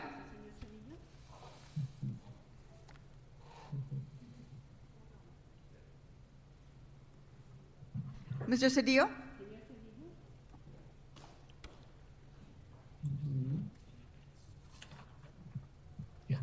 Okay, I'm going to move on to Ms. Rodriguez. Madam Chair? Yes, there you are. Go ahead, sir. Yes, a couple of things, and thank you so much, Mr. Sabo. And Madam Chair, I guess I'll reserve some comments later on when we all get an opportunity to weigh in on our perspectives. But with respect to questions, I'm, pleased that we are really stepping up, as the President indicated. This entire council has been extraordinarily generous and responsive to the demands and the needs. But there are limits for our generosity. And I note that, for example, there are certain areas, for example, the medical relief, the COVID testing, a lot of our activity, health and hygiene, seems that these are responsibilities of the County of Los Angeles, perhaps the state, maybe the feds. And I'm just interested in terms of us being reimbursed from the county, state, or the feds with respect to some of these that go beyond our scope and our legal responsibility. I know that we have weighed into our moral challenge, but in terms of fiscal review of this, there are some areas that are beyond our scope, and what are the prospects for reimbursement on that? So that's one question, Mr. Sabo. The second question is, what's the back end on the loan? I know that there's costs and interest, and money costs money, but at times where you don't have money, spreading out these loans to the max provide us an opportunity to continue to maintain our ability to serve the public and then make our progress towards paying these loans. So what's the back end date or schedule, or is this undetermined or yet to be determined with respect to the loans? Two questions. Sure. I'll take the second question first. The reason that we chose the Building and Safety Enterprise Fund is that that particular fund has a very large reserve. So we had the ability to borrow a significant amount from it without impacting services directly at the Department of Building and Safety. As Deanna had mentioned, our goal is to replenish that as quickly as possible, so as not to accrue additional interest costs. The costs on which the expenditures that we are making, we are careful to ensure that they are either FEMA reimbursable or have the ability to be covered by other dedicated sources of revenue. We have almost all of the costs that you see on the page before you are FEMA reimbursable. We also received confirmation from the Treasury Department that we can use the COVID relief funds, that's that $700 million, as our 25% match. So the city at the end of the day will not be on the hook for any dollars. So we're really talking about a cash flow issue. And it is obviously our goal to get the dollars reimbursed as quickly as possible. We've already submitted tens of millions of dollars of requests for reimbursement from FEMA. As it relates to testing, I want to thank you for that question, because it is our view that testing should be the responsibility of the County Department of Health Services. There was a need, and the mayor asked us to meet the need, so we established and stood up a very aggressive testing program to test as many people as possible, as quickly as possible. We are in conversations with the county currently. The county did receive, I'll back up. The city has received no direct funds for testing. The county, through the CARES Act, received $300 million for testing. So we're in conversations with them right now for an appropriate schedule for the county to take over the testing program, which we stood up. And we intend to do that as quickly as practicable. Thank you. Thank you, Mr. Thank you, Cedillo. Madam Chair. Ms. Rodriguez? Thank you, Madam President, and thank you, Mr. Szabo, for the presentation. In line with the question that Mr. Cedillo teed up related to testing, when we look at the population of the county and the city, and you look at the number of tests that are being administered, we're clearly administering the lion's share for the county. And with respect to that, our fire department obviously was the first to plug the gaps with those services for the administration of the testing sites. Have we fully withdrawn and proposed all the full withdrawal of our city support in exchange for the county actually coming in? At what does that timeline look like so that they could then front those costs without us having to constantly readjust our economic situation right at this time? Yes, thank you. As you cited, our fire department is staffing each of the city sites, the city drive-in sites for testing. That is part of our plan moving forward to either have other county resources take over the administering of the tests, or moving to a different model that does not tie up our fire department. We are looking at options for contract staffing. There is a volunteer program that you may know of that is supporting our testing sites. I expect that we will submit funding requests so that program can be expanded to take over some of the roles and duties that our fire department is currently filling. But that is a presently an ongoing and immediate conversation that we're having with the mayor and with our partners at the county. Yeah, in terms of, again, I know we've rolled out in the city a number of testing site locations, but just disproportionately, I mean, it appears when you talk about us administering 10 to 15,000 tests, 20,000 daily citywide, we're clearly carrying the load for the county again. And it's one of those things that I know we have to really start holding other entities accountable in partnership for the support that we've plugged in a lot of holes where there was failure to scale up as quickly as, and again, this is both an acknowledgement of how quickly we responded to the pandemic, and I'm proud of the men and women of the fire department and LAPD who took on roles that were not traditionally assigned for them, but I get it, we had to do what we had to do. But now we're looking at the fiscal impacts of how we're having to plug these gaps. And I just want to make sure that we're being aggressive in pursuit of a transition plan that takes them out of those roles, because we need to make sure that we're not continuing to offer the support for the balance of the county where the other municipalities are failing to do so. But thank you for that. And I look forward to our ongoing transition out of that role. Thank you. Mr. Blumenfield?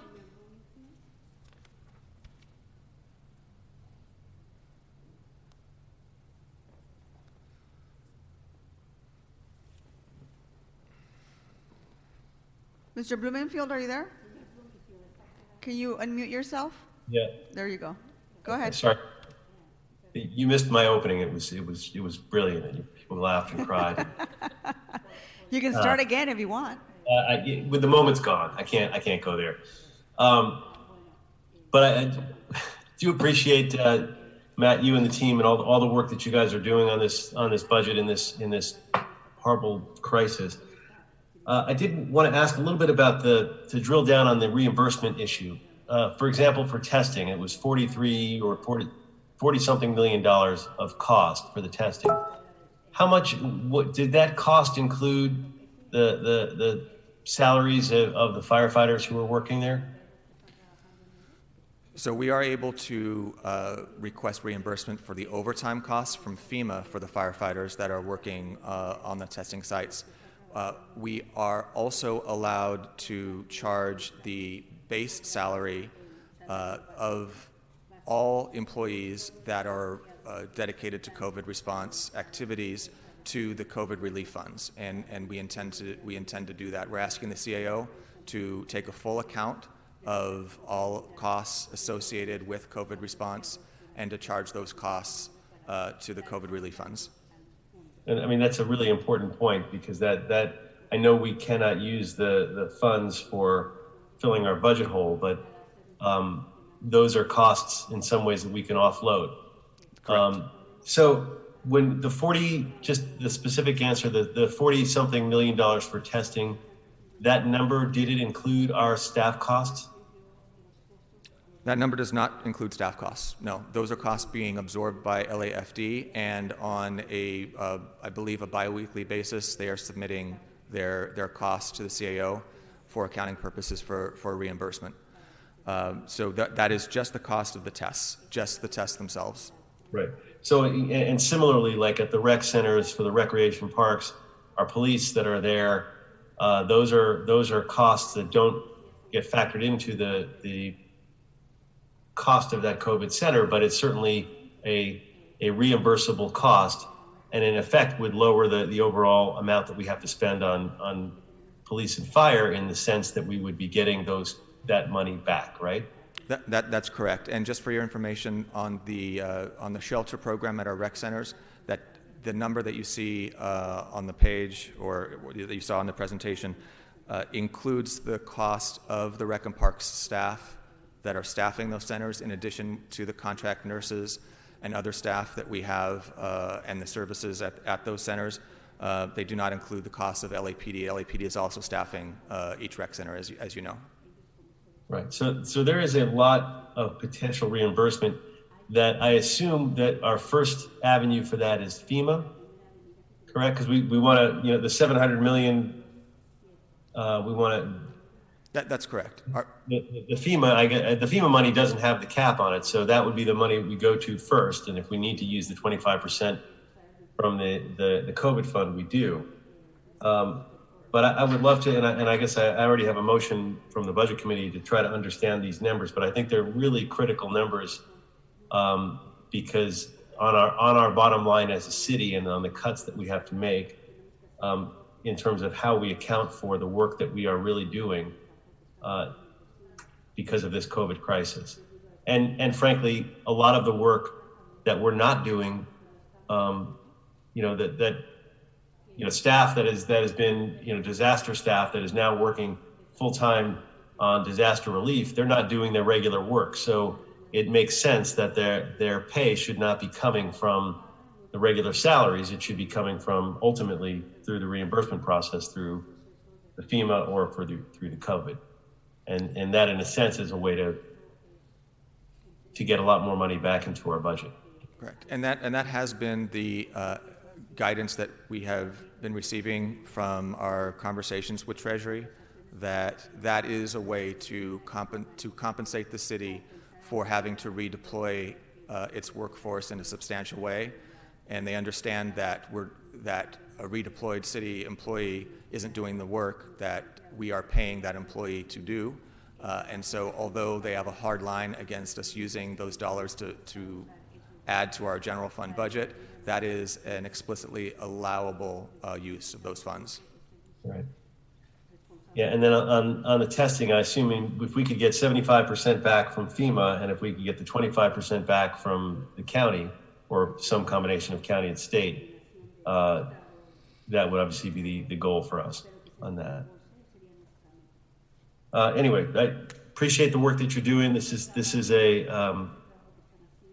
really tough budget, and as you've mentioned, and as Council President and our chair has mentioned, the fear is that this is it's only going to get worse from here, and that we're going to be faced with even more difficult choices. So things like this reimbursement and some of these other key questions are critical, not just for restoration, but for preventing even deeper cuts that we might have to see. So thank you for your work. Mr. Koretz? Thank you, Madam President. Just one quick question. Of the $700 million that we've been talking about, as of now, what amount do we anticipate actually being able to access? Do we think we'll utilize that entire $700 million, or will we fall substantially short of that? Are you referring to how much we would access to cover costs of redeployed city employees? Of everything. How much of that are we actually going to be able to utilize? Will it be the whole $700 million? Are we calculating it'll be more like $500 million? What's a sense of what we get out of it? Our intention is to utilize the entire $694 million. I will say that there are a number of guardrails on the use of those dollars. One of them is that those dollars must be expended by December 30th, 2020. They can only be used for expenses incurred from March 1st, 2020 to December 30th, 2020. And again, in our numerous conversations with Treasury, they are not interested in us funding long-term programs before the deadline and then continuing to use that money after the fact. We really need to spend those dollars on COVID-specific responses within that time frame, and we very much expect and intend that to spend all of those dollars, particularly because those dollars are an allowable use is financial assistance to businesses and residents that are suffering revenue loss and job loss, income loss due to COVID, and there is a far greater need in the community than even $700 million could cover. Certainly. Thank you. Mr. O'Farrell? Thank you, Madam President. This question is for you and Mr. Krikorian. I have a whole litany of questions, but I was going to wait for the next panel to ask all of them. So some of my questions are getting answered now. So where are we with asking questions? Should I just dive in office, or should I wait? Yeah, you could hold on, because right after this presentation, we've got our CLA and our CAO that are waiting for their presentation, so I can take additional questions in as well. That's what I thought. Thank you. Thank you. Let's do that. So if there aren't any more questions from our members of the mayor's office, let's go ahead and bring our next panel up.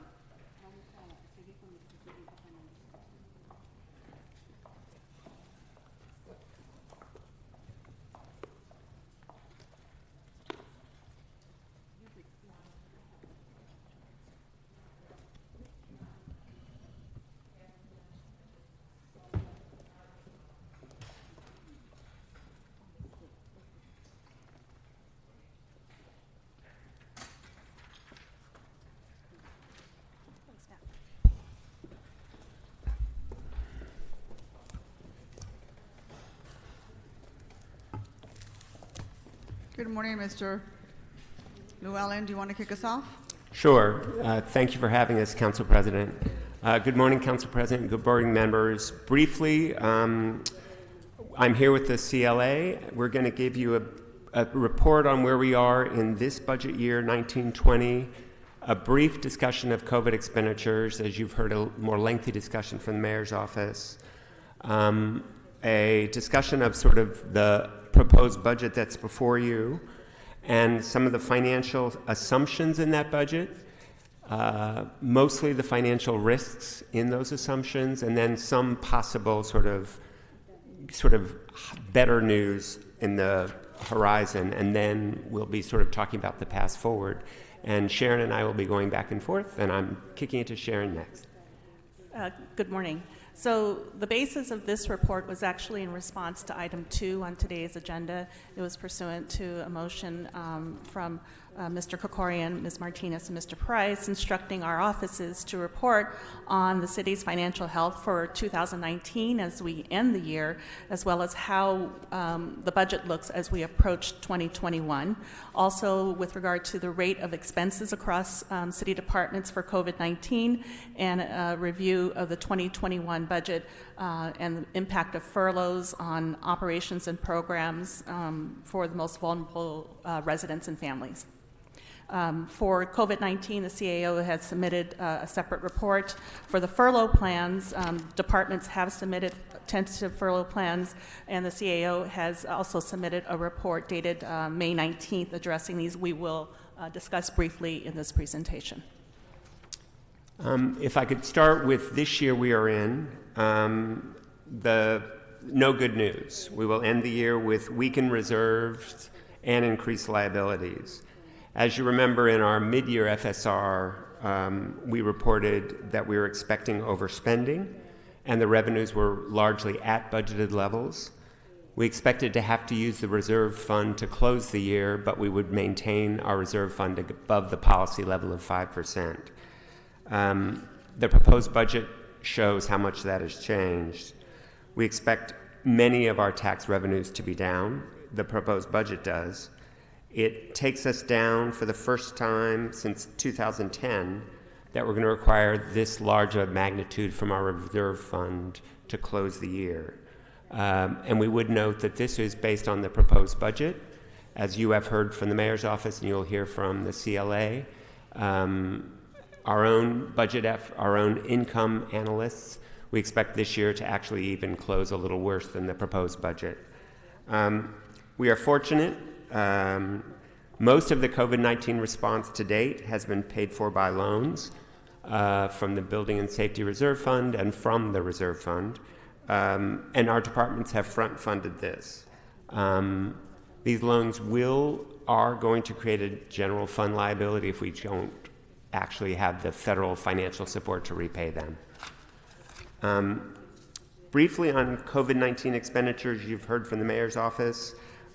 One correction in our report, our spending of $91 million that we've gathered for FEMA reimbursement is approximately 2 months of expenditures. As you have heard, FEMA does not cover all of our expenditures. They don't cover certain salary costs, and they only cover at 75%. But advice from Treasury just this week said that the coronavirus fund could cover the 25%, and we believe that fund can cover the expenses that FEMA will not cover. It's difficult to project out. As the mayor's office said, the testing budget was going up every week, but we hope at some point that the county will step up and take over that service. The homeless housing project itself is growing every single week. We're leasing up new hotels. That budget will increase. And your council has been very involved in conversations with Judge Carter. We don't know what that homeless litigation, how that will end, and how much of that will be fundable, if any, through the COVID response. The next chart just summarizes our source of funds. As you know, again, loans that you have approved, and the available balance. Not all of that money has been spent. Some of it is just encumbered. But as the mayor's office reported, that fund is largely encumbered and there may be a need for more money. Turning to the proposed budget, it's a tough budget. It actually reduces our total budget by almost 2%, and basically keeps positions even. On the next slide, the proposed budget summary. As you've heard from the mayor's office, we appreciate that the budget funds most of the city major obligations. All MOUs are fully funded. It fully pays our pension and benefit costs. There's one thing that we don't think it fully funds, anticipating what our liability expenses will be. We never know, but we believe that there may not be enough to cover that in the course of the year. It does maintain police and fire, homeless cleanup, homeless services, some of our critical services, and has some contingencies to prepare for downside risk. a small transfer to the reserve fund, some money put aside for the zoo in El Pueblo in case they continue to stay closed because revenues are important to their operation. And the timing of public works projects has been structured in a way that if our public works funding sources, which are largely tax-based, don't come in as anticipated, those projects can be delayed. While there's good news, as the mayor's office has pointed out, there are reductions across virtually every service. Furloughs, no one likes them. They're just service reductions, and they're steep. The hiring freeze makes it hard to find other ways to accomplish that money. We're lower in expense spending. We're lower in our capital program. We're really lower across the board. Furloughs, I want to talk a little bit about that because we're all concerned about it. We're all concerned about our employees, and we're all concerned about the services furloughs represent. At your request, departments have submitted letters trying to explain how furloughs will hurt their services. We are meeting with our labor partners to discuss the impacts of furloughs as well as alternative furloughs. I don't have anything to report at this time except for vigorous discussions are going on. There are limited exemptions, and the furloughs are tough. They are hurting important services. We did do a report to you, as the CLA mentioned, last week, this week, which does summarize in one place so you can look at it, the responses from departments to furloughs and our review of those. The truth is we think the furloughs hurt, but we don't have other ways easily to replace them. As the mayor representative mentioned, with the firm hiring freeze money already taken into account and with salary savings already slashed, some of the ways departments in the past have been able to save money, putting off backfilling positions, doing that later in the year, we've already taken those savings. We don't see easy ways to come up with alternatives to those furloughs while we recognize the real service cuts they represent. We are continuing to work with our labor partners and hope we have better information to report, but we don't today. Turning to my colleague. So because nearly all departments will be subject to furloughs, those departments serving the city's most vulnerable populations will likely see service level reductions. Services provided by the Department of Aging, Cultural Affairs, Disability, Economic Development, Housing, and Recreation and Parks will all see service level reductions. The Aging Department, while the meals programs will be increasing as a result of COVID-19 reimbursements, some of their programming services will likely be reduced. With regard to contracts that some of these departments provide in partnership, many of the services that are provided will be maintained at current levels in the proposed budget. These include the Lifeline reimbursements, LA Rise, the Family Source Centers, Youth Source Centers, day laborer sites, domestic abuse response teams, human trafficking enforcement and shelter programs. Those are maintained at current level. The proposed budget does also include some reductions in the GRID program, the Gang Reduction and Youth Development Office, as well as the elimination of the Summer Night Lights program, simply because it is unlikely any programming will happen during the summer. And the one caveat that we would have relative to the funding of these programs is that as we proceed into the upcoming year, that many of these programs will be subject to further review and analysis. The next slide relates to the unrestricted revenue. We've heard from several departments during the budget hearing of last week that they indicated that they received a budget reduction that was in much greater proportion to what they are in the budget. I use city attorney as an example. I believe they mentioned that their budget reduction was 3 times what their proportion is to the budget. And this is the reason why. The unrestricted revenues in the city are those general funds that we receive from property tax, all taxes, business tax, power revenue transfer, parking fines, and these are the sources of revenues that are used for all municipal services. Because the budget has a large portion of these unrestricted revenues that go towards police and fire, choosing to protect these services in the budget actually requires deeper cuts into these departments, the remaining 30% of the city departments, which are funded by the unrestricted revenues. So to the extent that if reductions were spread more equitably, it could actually reduce the impact on the remaining 30% departments. The next slide is a summary of our compliance with our fiscal policies. We put this in because we're very proud, honestly, to work for you. As some of your members have already discussed, while you care deeply about service to your residents, you realize that part of your job and part of the way you ensure services is by being fiscal stewards and being budgetarily responsible. Our report cards are not that good this year.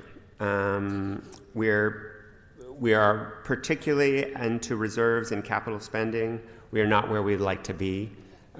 We need to get back up. But we sort of commend this slide to you because you have been the ones who have been sort of holding us, honestly, the CLO, the CEO, and the rest of the city departments to actual kind of fiscal responsibility in addition to your goal to sort of drive service delivery.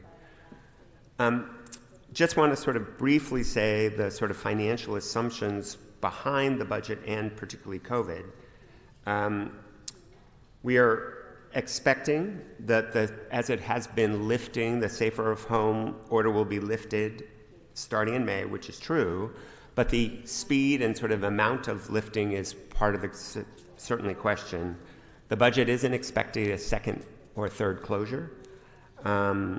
We believe that federal funding will cover most COVID-related expenses, and we're hoping all.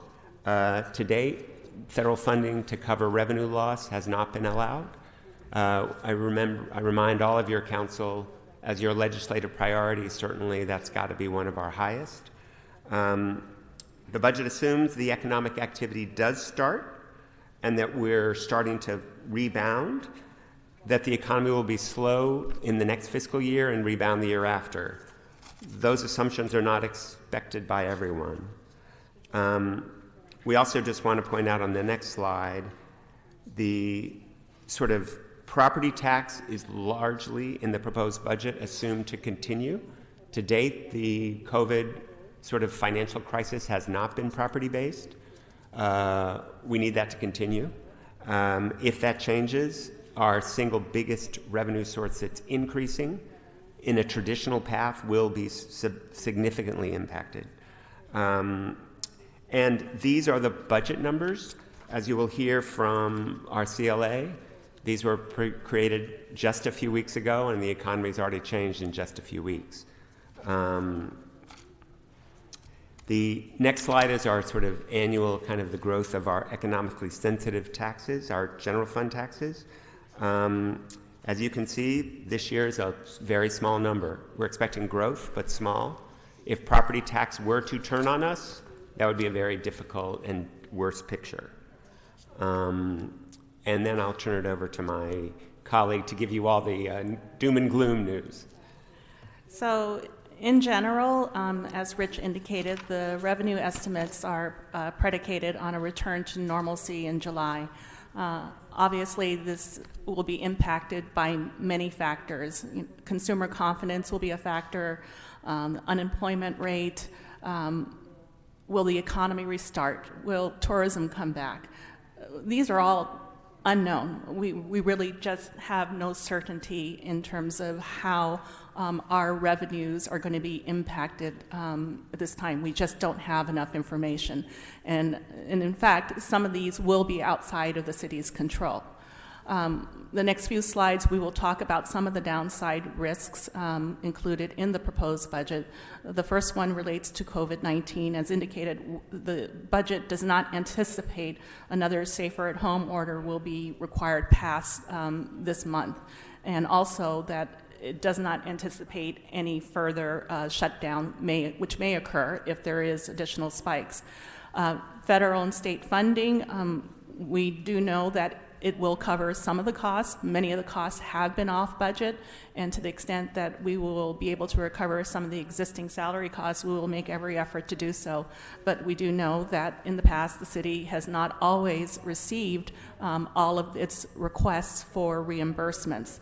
The economic conditions, there is no consensus at this time about the severity or the length of this recession, and the assumption that we will recover quickly is not assured, and it really will depend upon whether people return to normalcy, and it remains to be seen. I know there are a lot of people that are very concerned, and even with restaurants opening in some cities, that there is extreme reluctance to go into these places, and tourism, which is a large part of our economy, really will be a question of whether people will be comfortable beginning to visit and come to Los Angeles again. We hope so. On the revenue side, if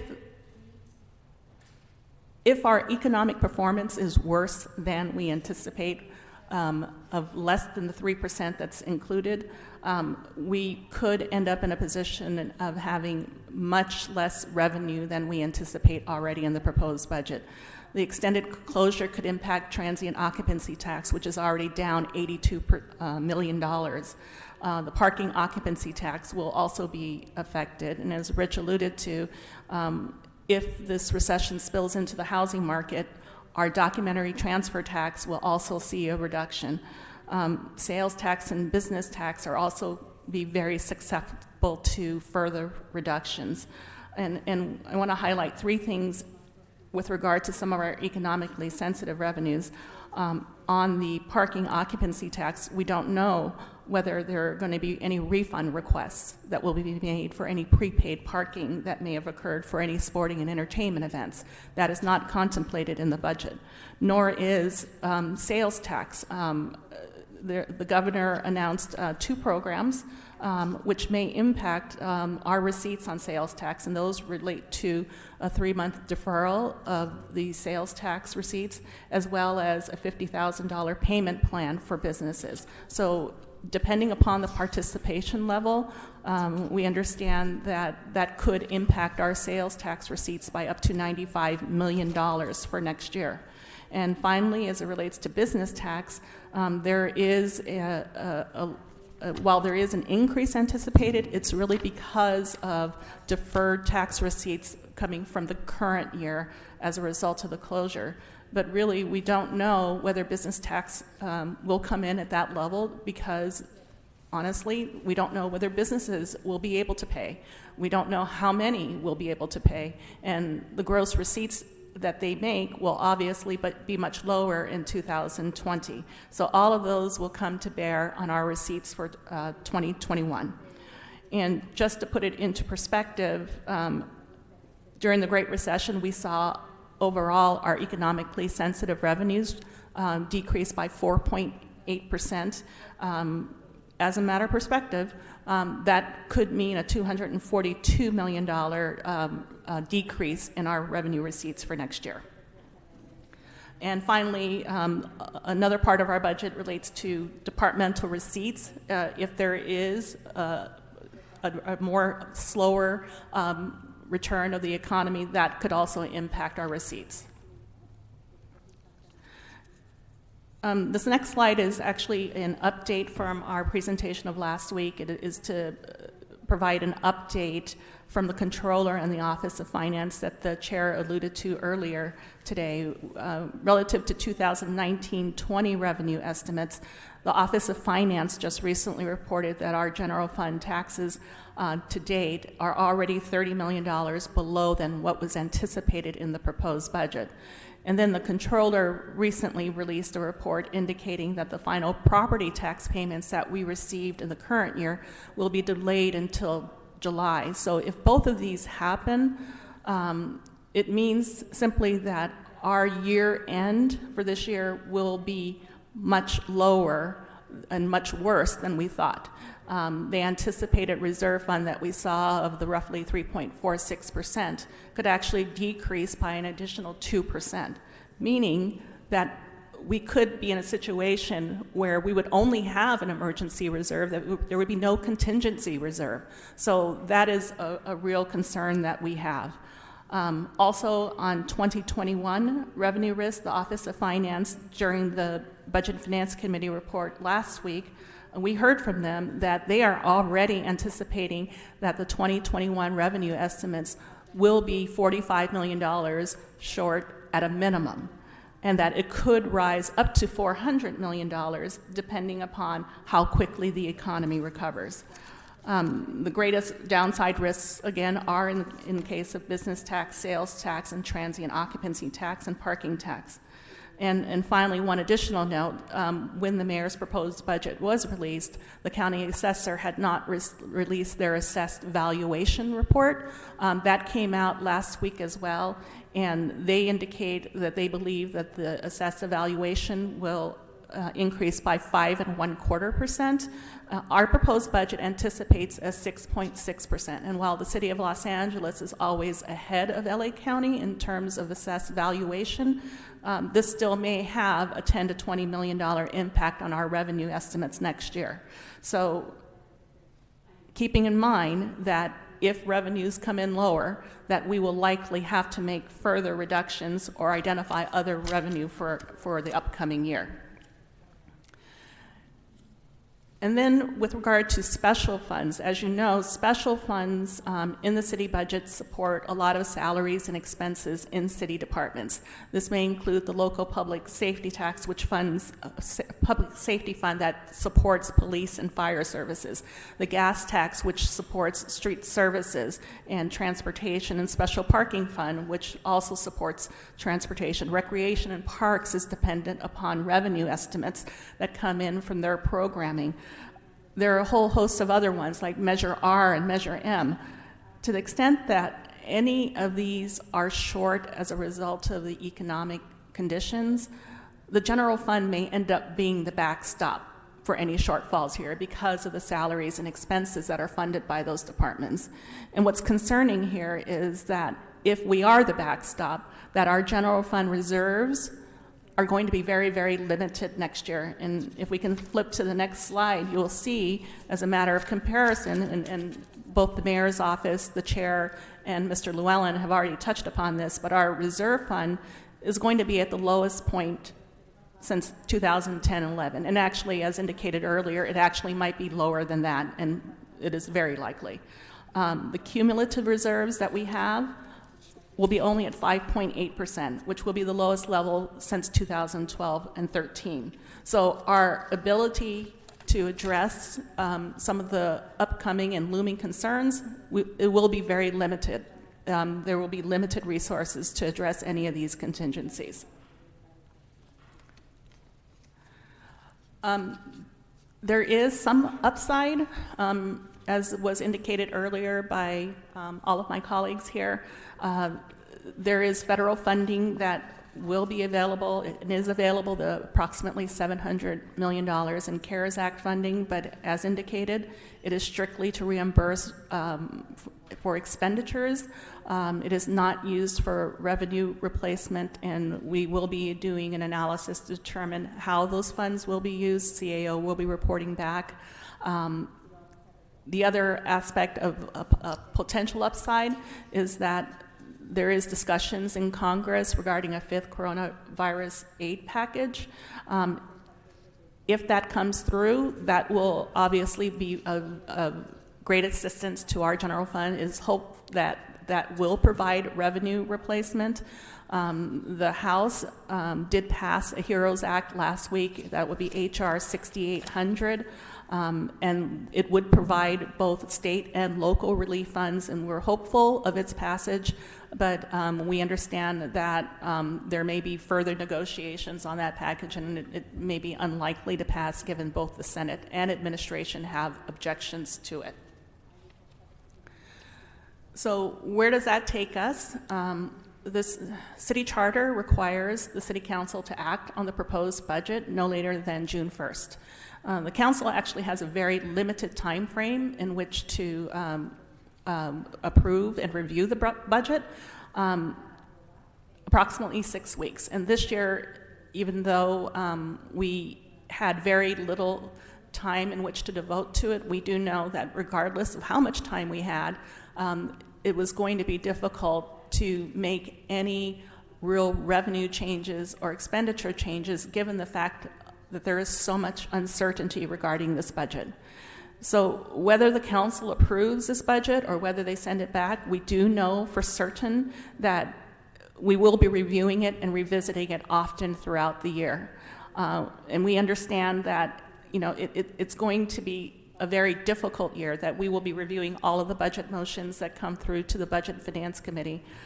We understand that restoring services are of utmost concern to the City Council, but given the uncertainty that we have in the revenues as presented, the expenditures that are still evolving, the unknown amount of when and how much in reimbursements we will receive, we need to be really, really careful as we approach next year.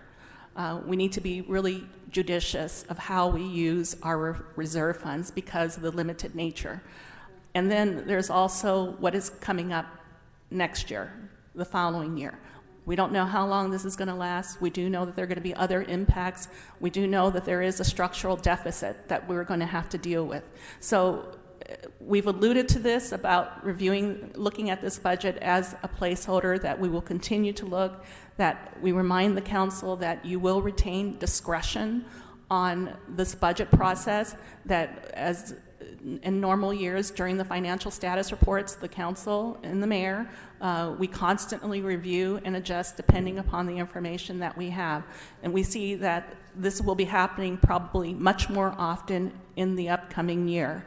The chair has also indicated that we will be convening the Budget and Finance Committee throughout the month of June, that any modifications that will be brought forward to the council.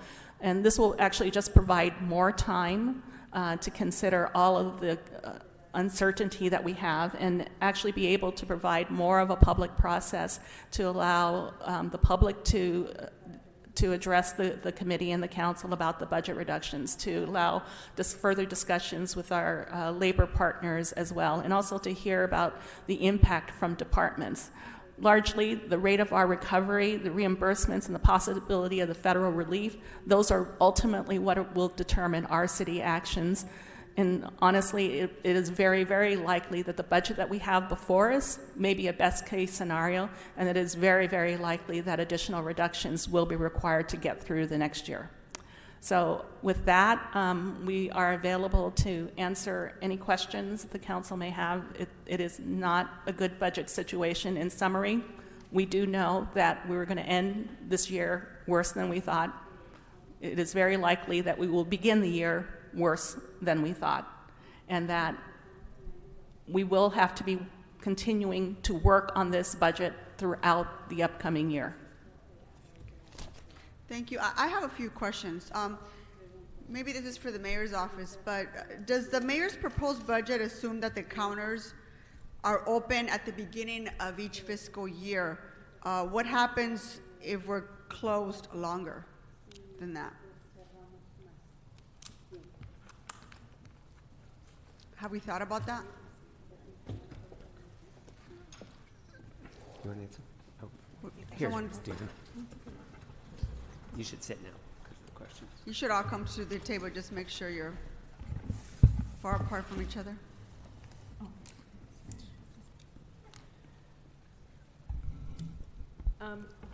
The proposed budget assumes that we would be able to resume collecting business tax starting in July. If we're unable to do so, it would result in delayed receipts. Currently, I think Office of Finance is looking into ways to start collecting business taxes that they have been unable to collect as a result of City Hall shutting down this fiscal year. But I hope that answers your question. Yeah. And Councilmember, the proposed budget does expect that we will be back issuing, we're doing lots of permit issuing and stuff online in different ways. We've been trying to be creative on that, but those kinds of businesses, including tax collection, will be back sort of close, moving towards full operational starting in July. Yeah, and I know we're also working with our county partners in terms of how do we do that safely for people to, in case we're ready to reopen, especially City Hall. So we need to make sure that we think through that stuff. That's why I was asking, because our office is working hand in hand with the LA County Public Health Department to ensure that when we do reopen, that we're doing it responsibly and we're taking all the necessary measures to be able to do that. Just wanted to make sure we took that into account.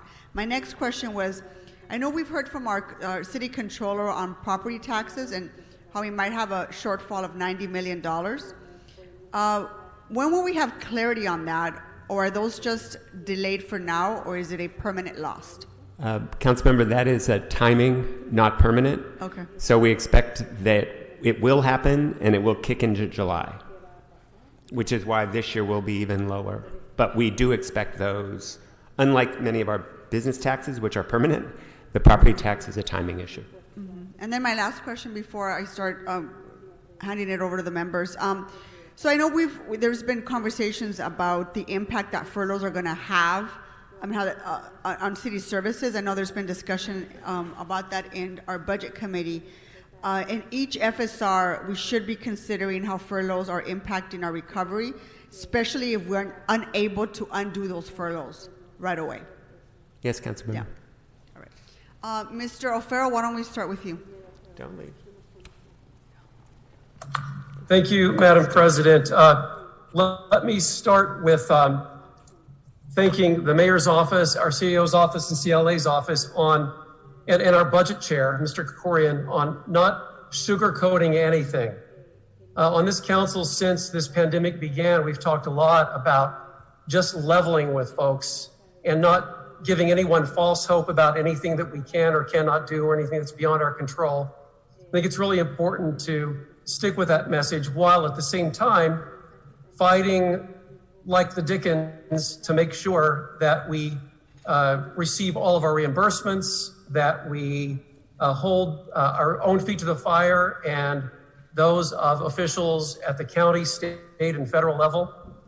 So I just wanted to start with that and thanking the departments and the mayor's office for their incredibly difficult work on this devastating budget. And I think Sharon said it best when she said the budget proposal is predicated on a return to normal in July. Now, we all know that that's not going to happen. So I think that is a signal that we need to prepare for even more austerity measures. And I think that just starting off in the right psychological space is the best place to begin. And so even though that's really difficult and terrible, I think it puts us on a road to actually taking a look at real solutions moving forward. So we all hope that this is a V-shaped recovery. Maybe it's going to be more like a U-shaped recovery because the underpinnings of the economy before COVID-19 struck were pretty strong across the board. So I'm hopeful that that foundation of economic strength will really hold us steady as we start easing into the new normal once the pandemic begins to ease. Just a few brief questions, and I appreciate the questions that were asked before CEO and CLA's office began in terms of the reimbursement pieces with as it relates to fire and first responders and others. The first question that I have is, we know that there will be impacts to services. We know that furloughs are on the way, and we're going to try to do what we can to even mitigate the impacts of the furloughs. However, with the lessening of basic city services, what sorts of liability Can you address any liability issues we have in relation to that, in terms of emergency needs based on, street trees or issues in the public rights of way that provide, some sense of liability to the general public? Can you address that for starters?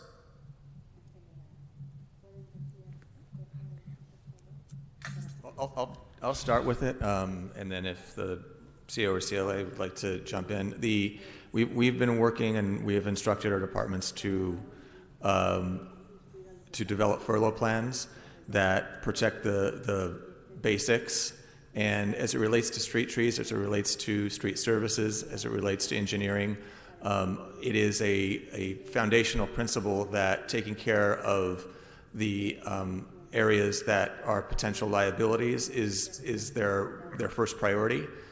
So we would expect, and as we move forward, if we do have to move forward with furloughs, that we will be reviewing all of those plans and working with the departments to make sure that those needs are taken care of. I appreciate that.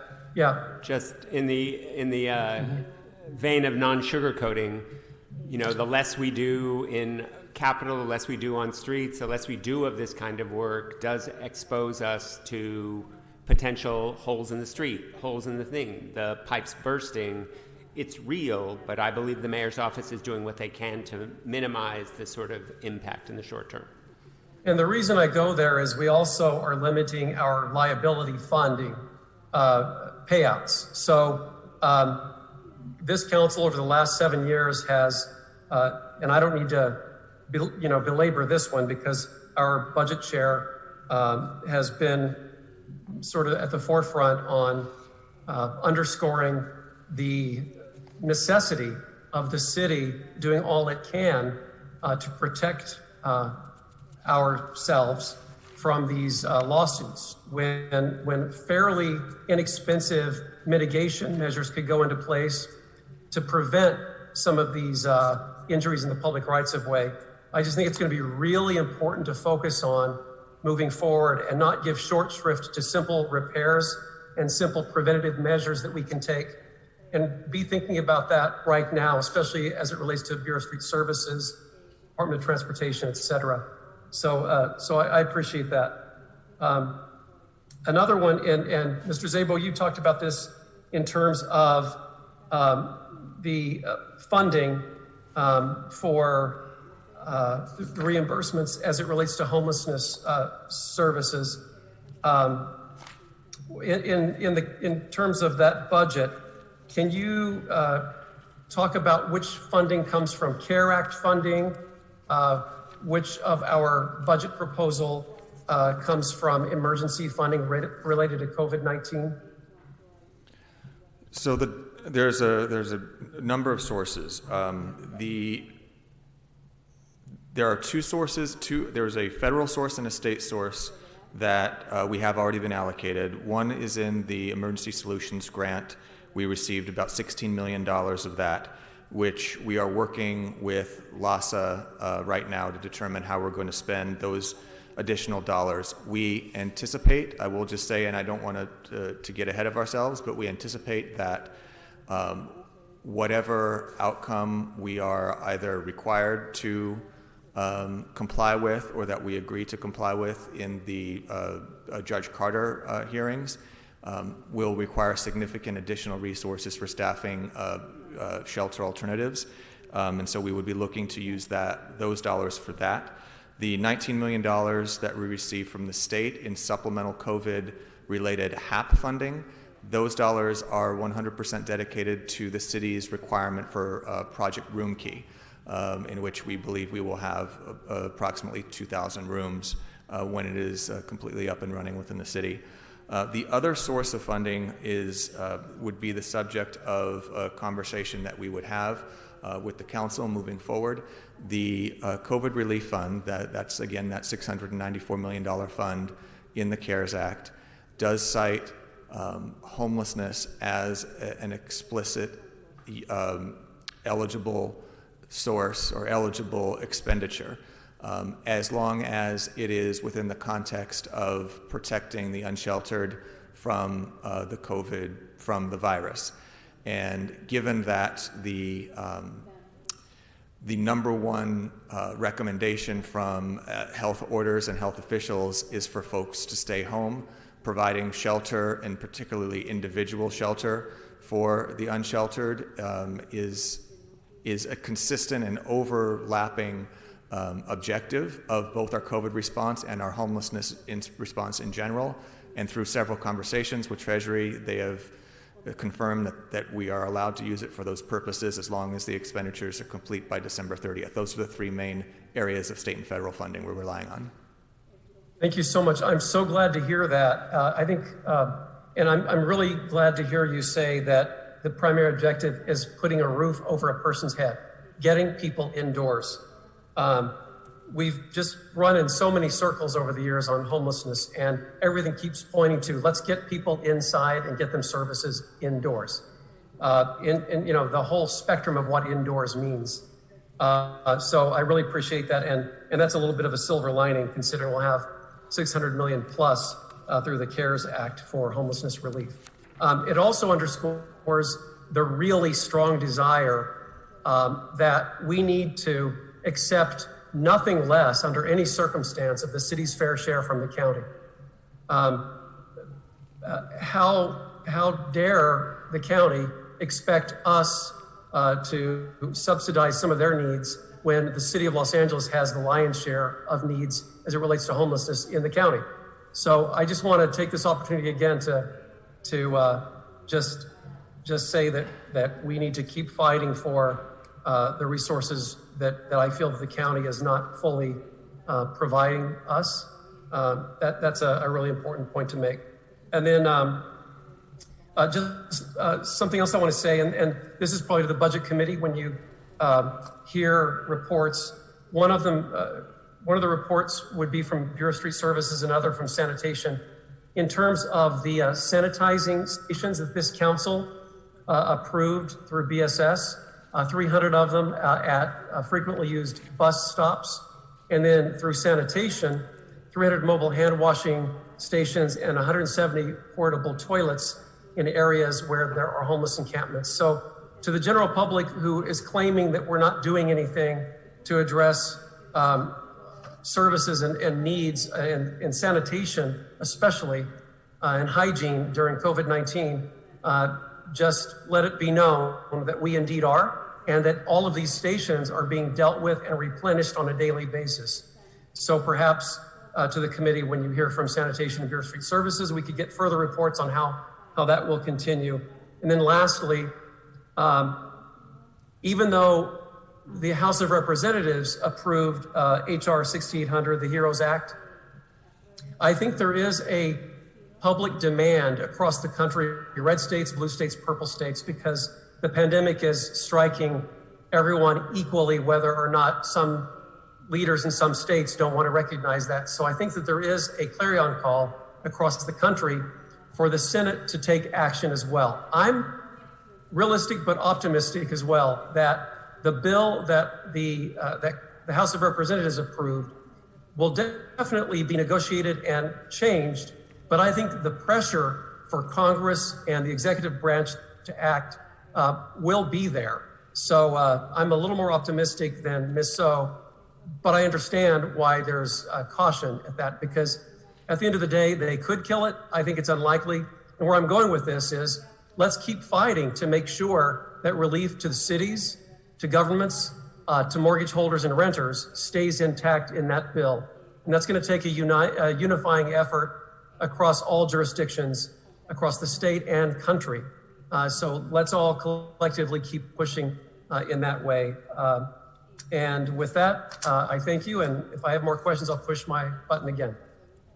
Mr. Bonin.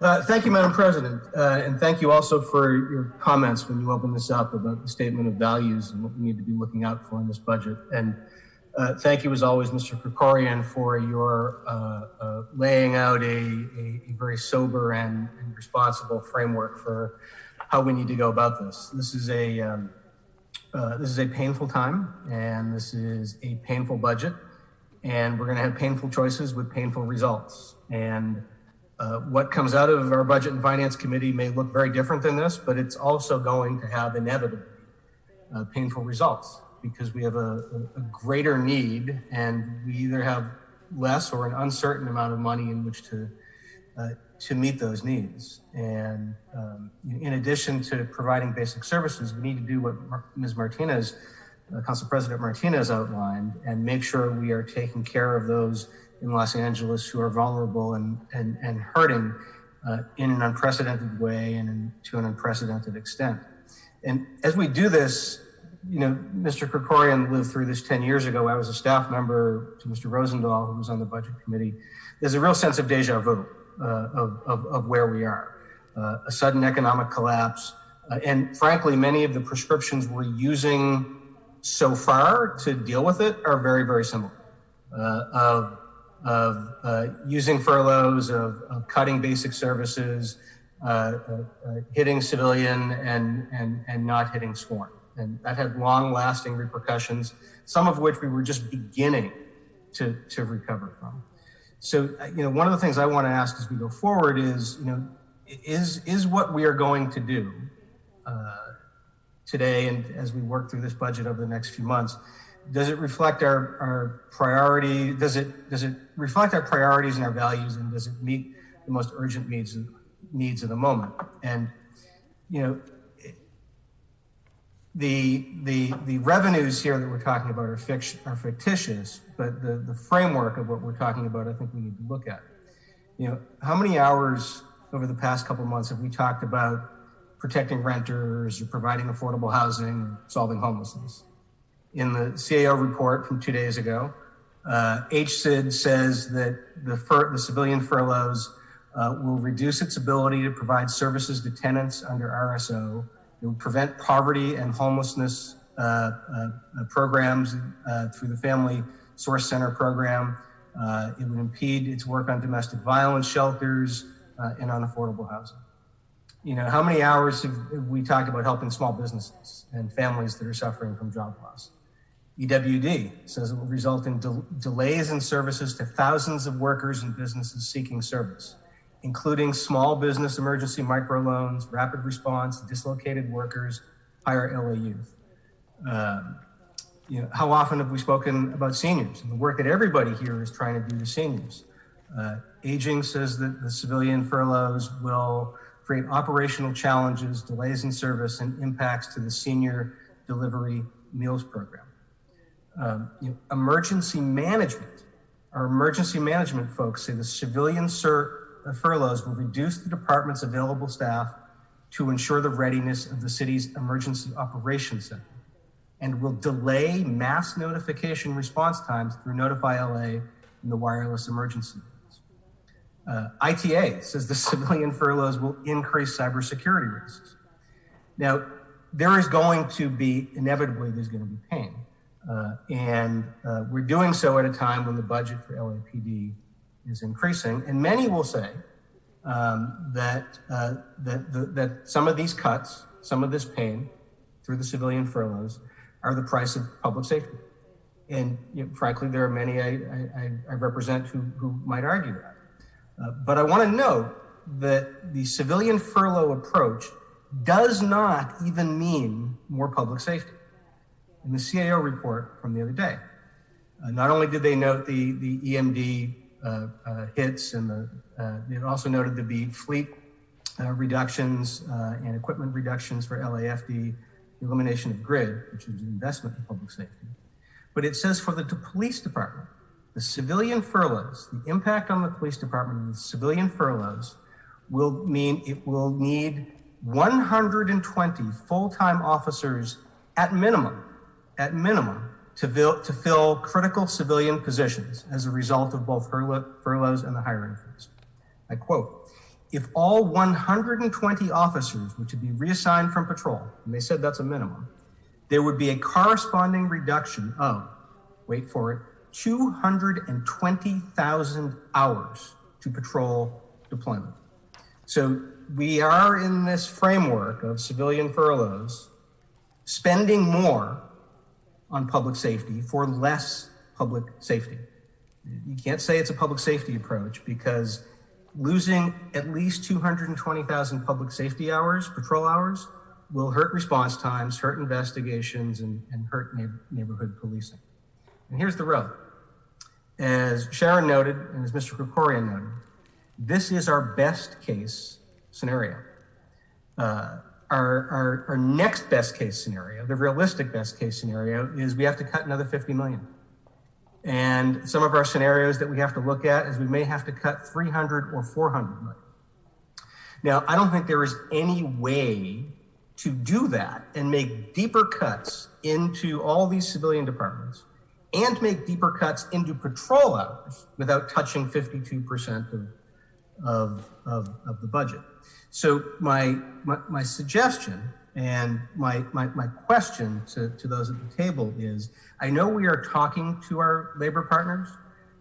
I don't see any way through this without causing more pain and frankly, anarchy, without revisiting existing contracts and talking about deferring raises. There really is no way through it. And it is going to be an inevitable conversation, so I'm wondering why we're not having it now. So I guess that's my question to Rich or the mayor's office. Are we having those conversations, not just sitting down and talking about, actually having the conversations that if we don't have them now and we start having them in 6 months, all we can do is make deeper cuts that impact everything, including public safety.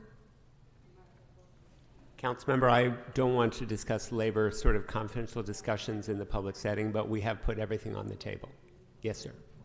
Okay, that's laying it out there. I think that's the only way we're going to get through this, because we can't keep paying everybody more and providing less across the board, both in terms of public safety that this budget says it protects, and in terms of all the basic services we're used to and all of the services we need to provide to meet the incredible need of the moment. So I look forward to further unhappy discussions in Budget and Safety Committee. Thank you. Mr. Ryu? Thank you, Madam President. I do have a few questions and a comment. The reserve fund, and I think on page 4 of your report, the CAO report talks about $188 million transfer. And of course, in the various budget documents that we saw, we went from 2019 to 2020 to 2021. We are going for our reserves, total reserves, $559 million to basically $387 million.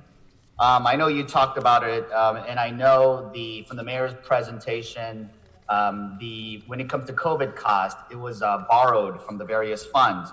But this shortfall in the city's reserves, how much of that is related to COVID-19?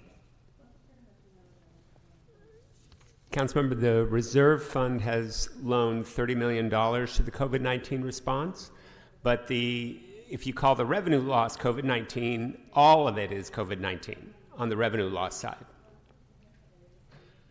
So basically, the reduction of our reserves is roughly about $30 million that was loaned out for COVID response, and about, I guess, another $150 million based on loss in revenue. So far, sir. Okay. And obviously, and from your presentation, you hope the $30 million will be partially, if not fully, recouped by the federal and state governments, right? Yes, sir. At least the $30 million portion. And then obviously, I think this question is more for the mayor's office. I know this isn't an emergency like we've ever experienced in the past, and it's new for us, but it's no less an emergency. I wanted to ask, are there, or actually CAO could answer this as well, are there any restrictions on the use of the city's emergency reserves or contingency reserves to reduce the need for furloughs? And if not, could you elaborate on the decision to not use those reserves before considering furloughs? So with regard to whether there are any requirements, if you take money from the reserve fund, you need to make a finding that there is a need to take the funding. There is also a requirement that you have provisions to repay or replace some of the reserve fund monies. Now, as we indicated earlier, it is very likely that at the beginning of July 1 that the reserve fund isn't even going to have enough to place in the emergency fund component, that it will be less than the 2.75% that would normally be placed there. So using that is probably not going to be it may not be an option.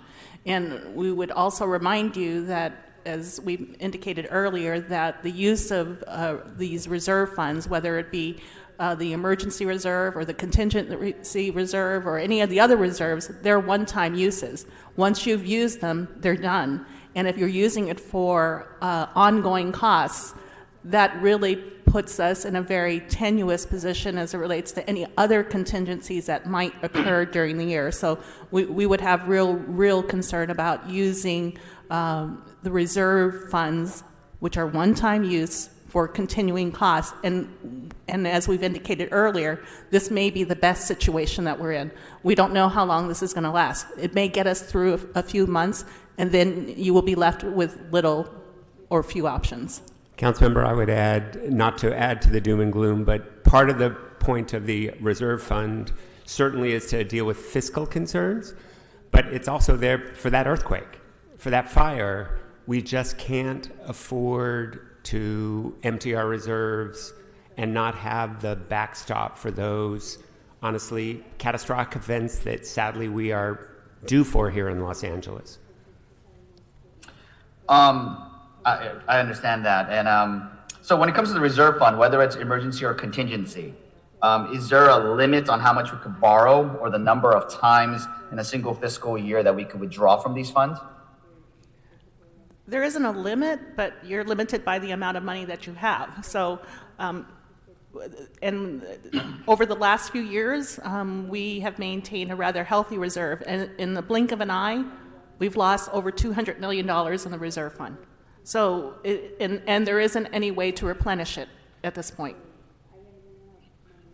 All right, and last question is the Budget Stabilization Fund has a balance of $114.2 million, and the policy set by Council in January allows us to withdraw up to $38 million from the fund for the coming fiscal year. Are there any limitations on that, on the use of these funds? Again, sir, it's like the other reserve funds. If you made findings, you can use it. Again, not to repeat Sharon, but I always repeat Sharon because she's smarter than I. They are one time, and we are facing a difficult economic year next year, at least next year, if not on an ongoing basis, and we still have to worry about that earthquake. I would encourage caution, tremendous caution in depleting our reserves further. We need to rebuild them back up.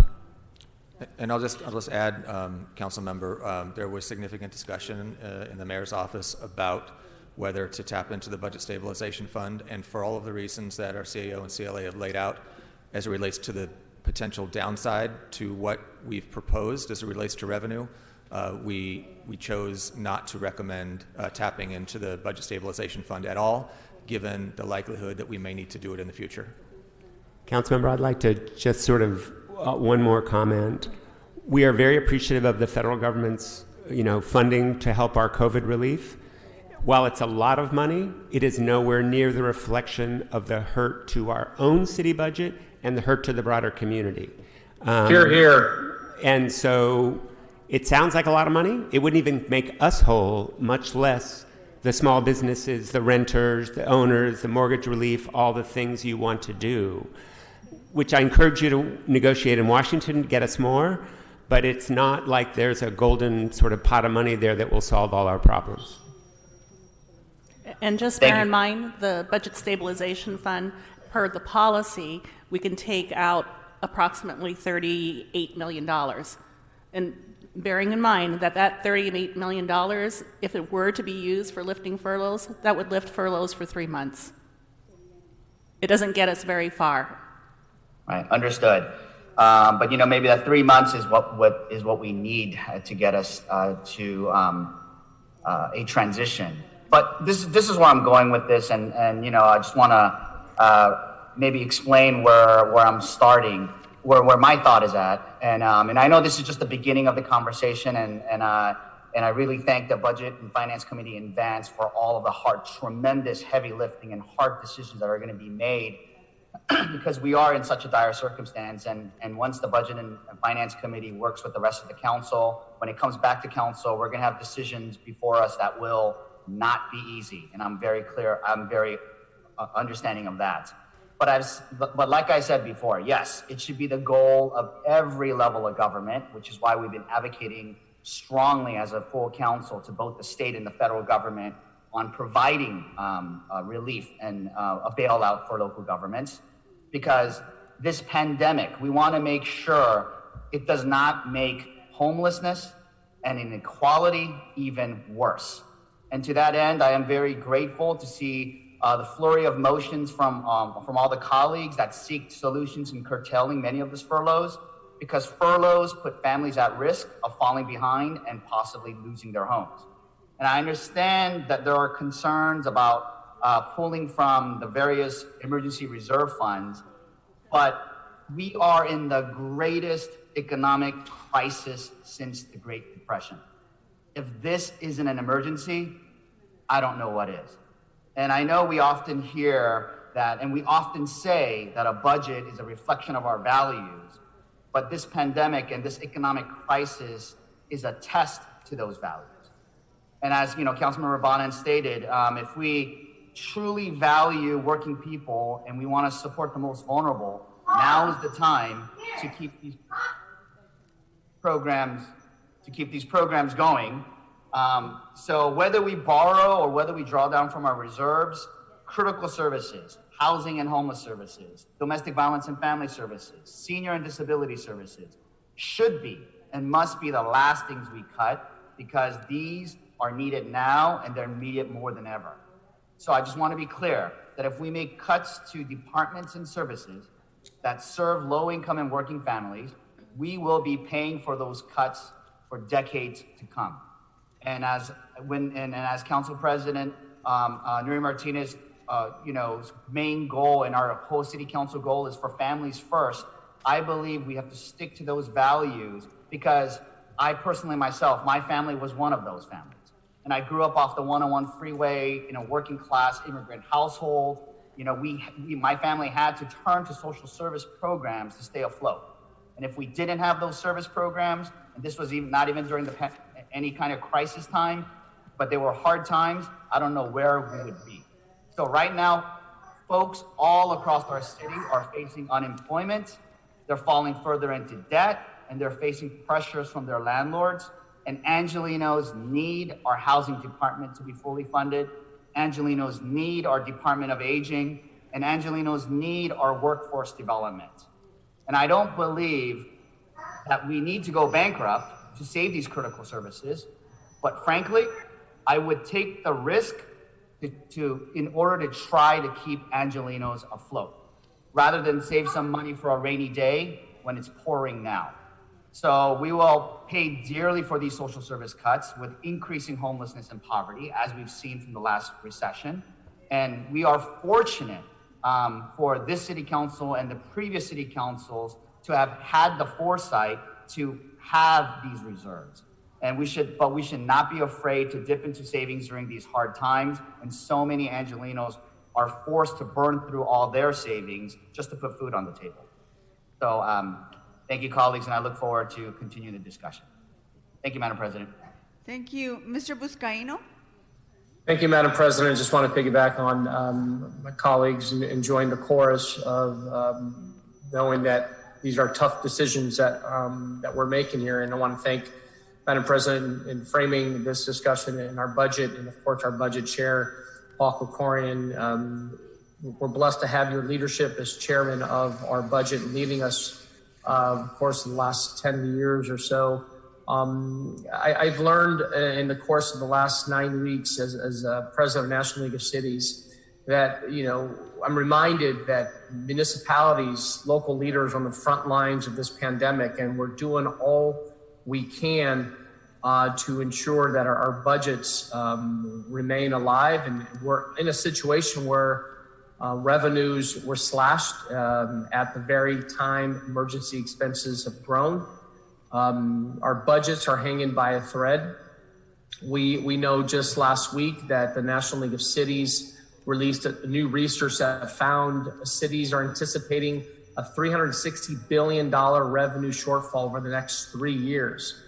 And I mentioned the leadership of our chairman in this body and the fact that we do have reserves and the decisions that budgetary decisions that we made. We're also blessed that what we're proposing through the mayor's office and the council is that we're not proposing any layoffs. And I'll paint a picture for you, colleagues. The city of Cincinnati have furloughed 1,700 municipal employees. The city of San Antonio has furloughed 270 employees. The city of Detroit, 1,300 of their employees have their hours cut by 20%, with 900 employees being furloughed. So in light of this crisis, let us be grateful for the fact that we're not telling people to stay home and we're not furloughing and laying people off in our city government. With that, I do want to recognize, and maybe those at the table can address this. I feel that we should afford general managers the maximum flexibility in making these tough decisions about how to reduce expenditures for their respective departments. We've seen, even before this pandemic and this crisis, we've seen general managers have been very innovative in finding efficiencies in their departments. And they're experienced general managers that have led our departments and have reduced expenses while minimizing impact to service delivery. It's important that we create an environment where innovation is rewarded. Departments have demonstrated an ability to provide a high level of service to the city's residents while reducing expenditures. We have found through our innovation fund, potentially we can even look at expanding our innovation fund that provide more flexibility and prioritize additional resources when they become available. We know that departments that successfully bring in more revenue should likewise be recognized and rewarded. We've seen that with, for example, Chief Terrazas in the fire department, been really outside the box thinking, him and others through the city. So we've got to be able to provide them with more flexibility and use existing resources and prioritize them for additional resources when they do become available. Just want to get your take, maybe Rich, Sharon, or Matt, on that piece. Councilmember, as a general manager of my own little shop, I appreciate your concern and support for general managers sort of doing their job. Unfortunately, using my shop, we're mostly personnel. Most of our city is mostly personnel.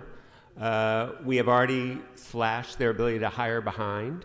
So the ways we often have saved money in the past have been like you hire somebody later. So you save 2 months of that person's vacant position to use somewhere else. We've already taken that from many of our departments. Because we are so short on revenue, I would encourage any department that has a revenue idea to give me the money because I need it to avoid those layoffs you're worried about. It's not going to, and to avoid the service cuts you are worried about, which we are fearing already. Some of our departments have suggested they may be able to make more revenue. Many of those departments are also facing soft revenue sources, like our public works departments are facing soft revenue sources that are based on taxes largely.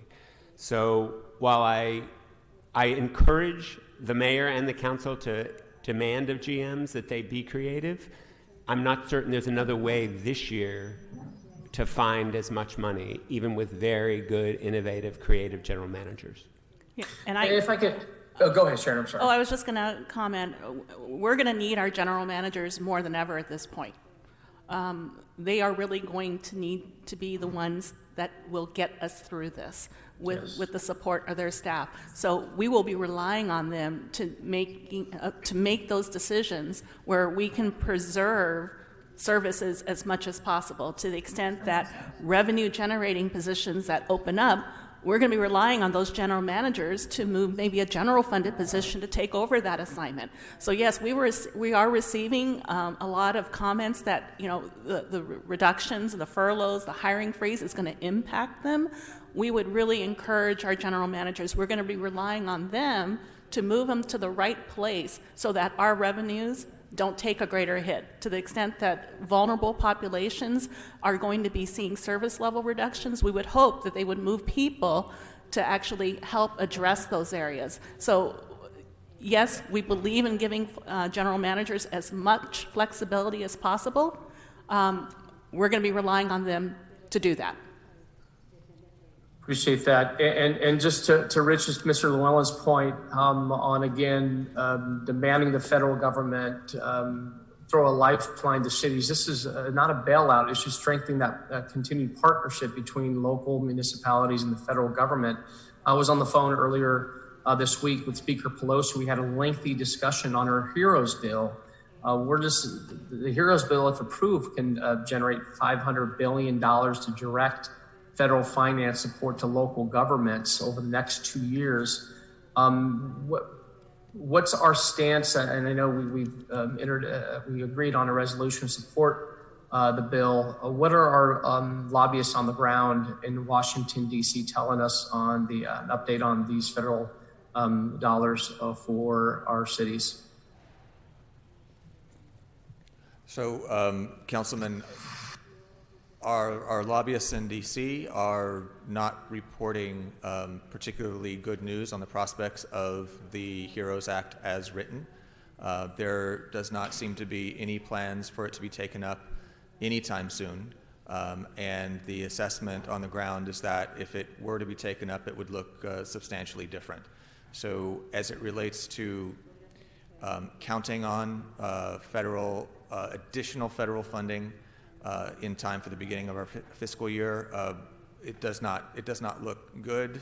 The mayor himself has strongly supported the HEROES Act and is doing everything that he can to advocate for it, but doesn't look like it's going to be going anywhere in its current form in the near future.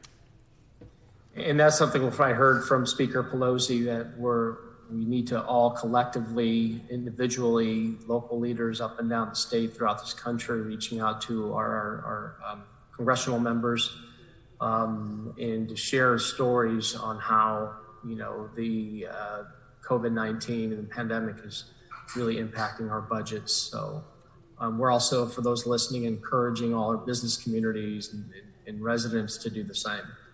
We have to, and it's important for us to amplify our message. Thank you, Madam President, and thank you for the presentation. Mr. Koretz? Thank you, Madam President. And I won't repeat a lot of the concerns of my colleagues, although I would echo all of them. We're clearly facing some very difficult times. But I've got a few questions. One is, as we exempt people from the hiring freeze, how is that going to be done, and who is going to be making the decisions? Is it the mayor? Is it the mayor and council? What's going to be the process for that now and in the coming year? Well, council member, currently we have a process where departments submit their requests for hiring freeze exemption to the CAO's office. In March, our office issued a memo with guidelines that we would exempt for this current fiscal year for 1920 those positions that are public safety related, that are revenue generating, and are legally mandated. And we say revenue generating, we want to ensure that that full cost recovery is considered as part of that. So upon submission from departments to the CAO's office, they provide a recommendation to the mayor's office. And for this current fiscal year, since the hiring freeze has been implemented, we've been considering those requests on a case-by-case basis. So then who's actually making the decision, you're saying? Is it the mayor exclusively? Currently, yes. So we may want to take a look at that as the city council and policymaker for the city of Los Angeles, whether we want that to continue on an indefinite basis. Also, what exactly is the process going on here today? What are our plans for either voting on the budget or sending it back, and what does that actually mean in terms of the passage of the mayor's budget? Councilmember, I would leave that question to the Council President and the Budget and Finance Chair. Mr. Krikorian, did you want me to weigh in? You want to go ahead and answer the question? Go ahead. Madam President, I would just respond briefly that it will be my recommendation to refer the entirety of the budget back to the Budget and Finance Committee, along with, I know that members have already introduced motions relating to the budget. Those would come back to committee as well, if the Council President agrees with that. And we will take up those motions throughout the month of June during our regular meetings. We'll continue to consider the budget during the month of June. And frankly, as the CLA indicated, that work is not going to stop at the end of the fiscal year.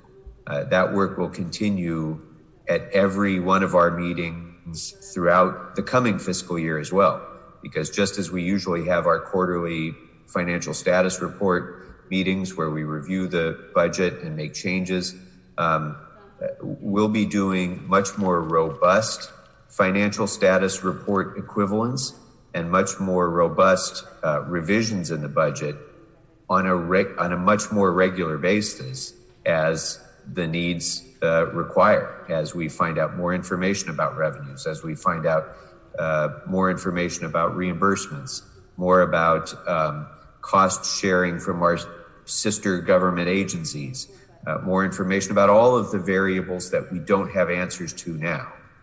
Those will require us to be nimble and to be willing to make, fairly significant choices for better or for worse as we go forward. But I am going to ask that everything today be referred back to committee in terms of the budget itself. So just to clarify for transparency, so when it's referred back to the budget and we don't take action before June 1st, the mayor's budget is approved through our inaction. So as I said at the outset in my initial comments, by operation of the charter, if council does not approve revisions to the budget by its charter deadline, then yes, the mayor's budget becomes effective as of July 1st. But as we've done essentially every year, I think, that I've been in the council, we also make continuing revisions to the budget that might take place right up through July 1st. That will be effective on July 1st even, to change that budget. So the fact that the budget takes effect by operation of the charter does not mean that it cannot be changed by July 1st. It can be, and it will be changed likely on July 2nd and every day thereafter throughout the fiscal year as well as we move forward. There has never been a time when a city budget is unchangeable. It is always intended to be a blueprint for the year, but it is not, it's not carved in stone. It is a roadmap for how we will get through the year. That roadmap is going to be dramatically changed from week to week as we move forward through this fiscal year, more than at any time in our history. So it's my expectation that, yes, that budget that's before you will take effect by operation of law, but it will be changed dramatically between now and July 1st and, throughout the fiscal year as well, as the council acts on things. And my recollection from the last time we were in this situation is the only thing that changes between June 1st and July 1st is to make a change to the budget after it's already gone into effect or been approved in this way, is you need 10 votes rather than 8 votes. And with a council that generally seems more unified than we were then, That probably should that much of a difference. So most of the actual changes and modifications to the budget this year are anticipated to take place in June rather than now. So two other comments, and actually one other question, one other comment. So our project room key rooms that are empty, which are, I know there's still hundreds of them, are we paying for those empty rooms, or do we only have to pay for them once they're filled? Councilmember, that story in the paper, which was a very important story, was a statewide story. It noted that LA County was doing much better than the state and wasn't having that problem. The city's contracts we've been negotiating we are providing the hotels a minimum, or they wouldn't lease to us at all. So for example, in the Grand Hotel, where we are hoping to lease 400 rooms, we are only responsible for 200. And we already have more than 200 people there. We expect to get to the full 400, but we are trying to minimize our downside. It does take about a week to, once we finally actually get a lease signed, which has been tough with these hotel operators. It takes about a week to actually get the hotel open, because we have to, the provider, whoever it is at that site, has to bring their staff on board, do their staff training, and start moving people in. But we already have over our minimum in the Grand. We did within the first 6 days. Great. So we're not expending a lot of money for empty rooms, is the bottom line. No, sir. Great. And one point I'd like to make, obviously anything that we have to do that, like furloughs, like any kind of takebacks, anything that we have to do with our employees should be our absolutely last resort. And being the last resort, I think in terms of our avowed priority, should we actually have more revenue at some time in the year, I think it should be absolutely our first priority to restore those as well. I know we want to fluff up our reserves and do all the positive things that we should be doing, but if we are going to take from our employees, I think we have to be willing to restore those quickly if we're better positioned to do so. Mr. Koretz, you will make that decision, you and the mayor, as the policymakers for the city.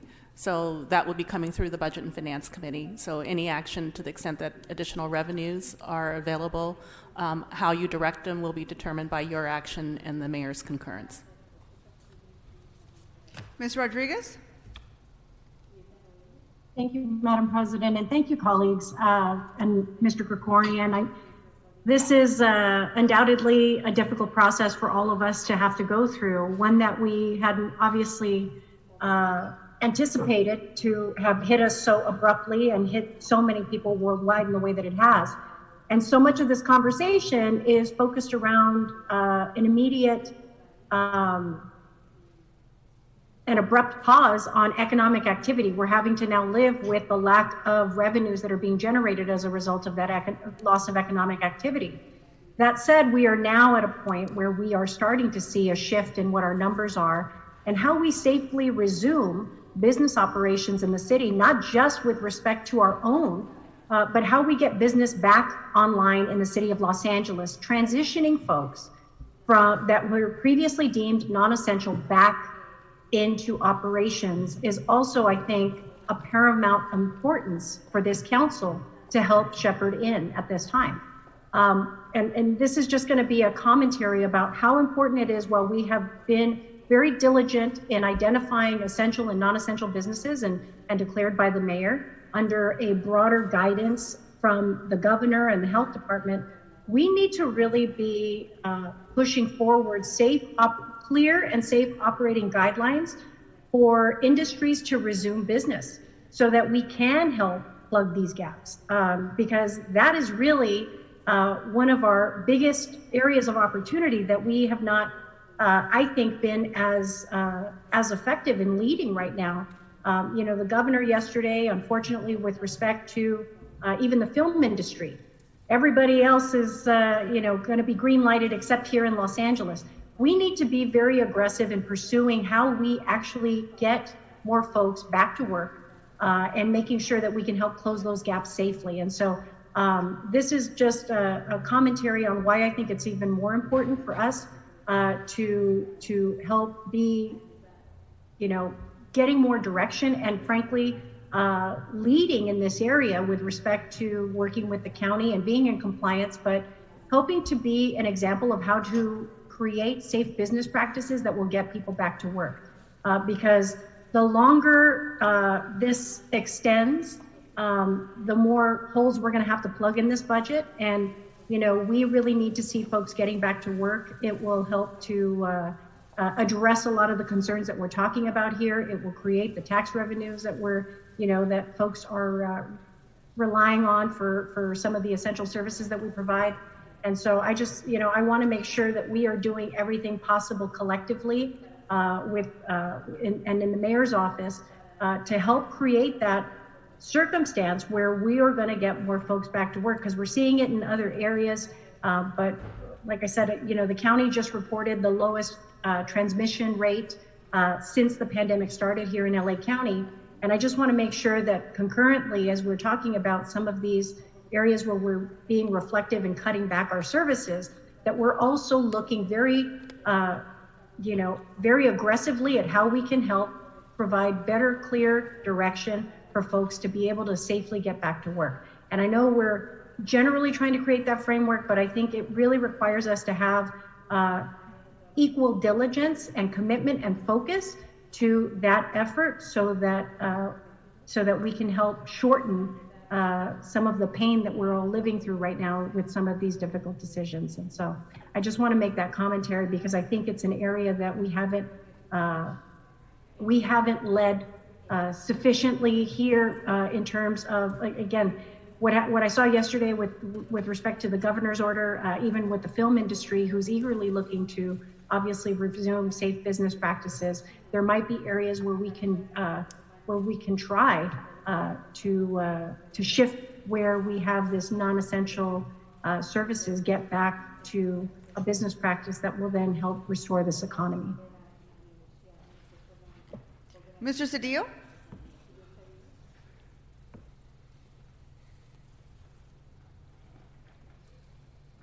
Madam Chair? Yes, go ahead, sir. Madam Chair, let me begin, this is just a commentary, begin by thanking you for your leadership. I think it was important for you, the way you began the meeting, is to let people know what we're doing. This is the Los Angeles City Council. This is the policy-making body of the most important city of the nation. We are not service providers.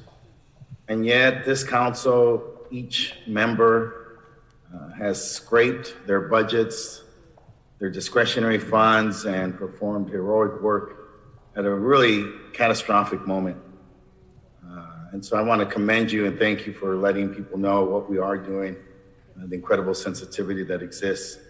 Paul Krikorian, let me thank you for your leadership. I trust your discipline and your experience, your fiscal prudence. I know you will do a budget that is the best budget that's possible. I want to mention Herb Wesson because we've been through this before. And I want to thank the mayor's budget team, the CLA, the CAO, because when I met Herb in 1993 as a union leader, we faced some difficulties, and the response from the county government at that time was to offer the unions 10,000 cuts in jobs. We were facing a cut of 10,000 jobs in the county workforce. That was their response. This is a completely different response we're seeing both from the mayor, the CLA, the CAO, and a really more challenging circumstance. And 2 years later, we were offered 17,000 job cuts and the shutting down of the entire healthcare system and a whole range of other services.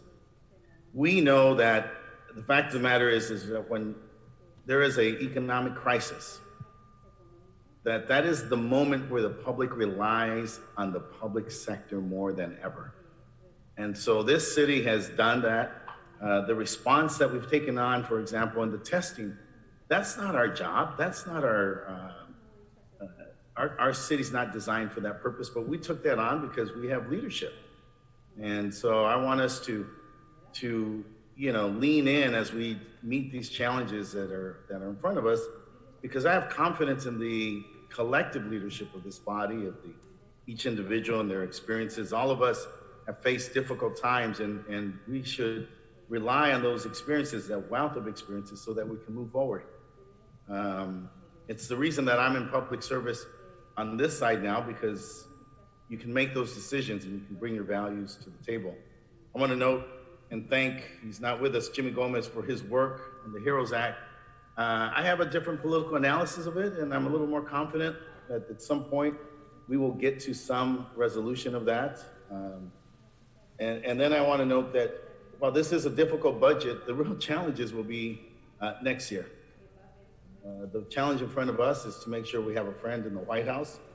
The challenge in front of us is to make sure that we have new friends on the County Board of Supervisors who understand what the city does and what the challenges are.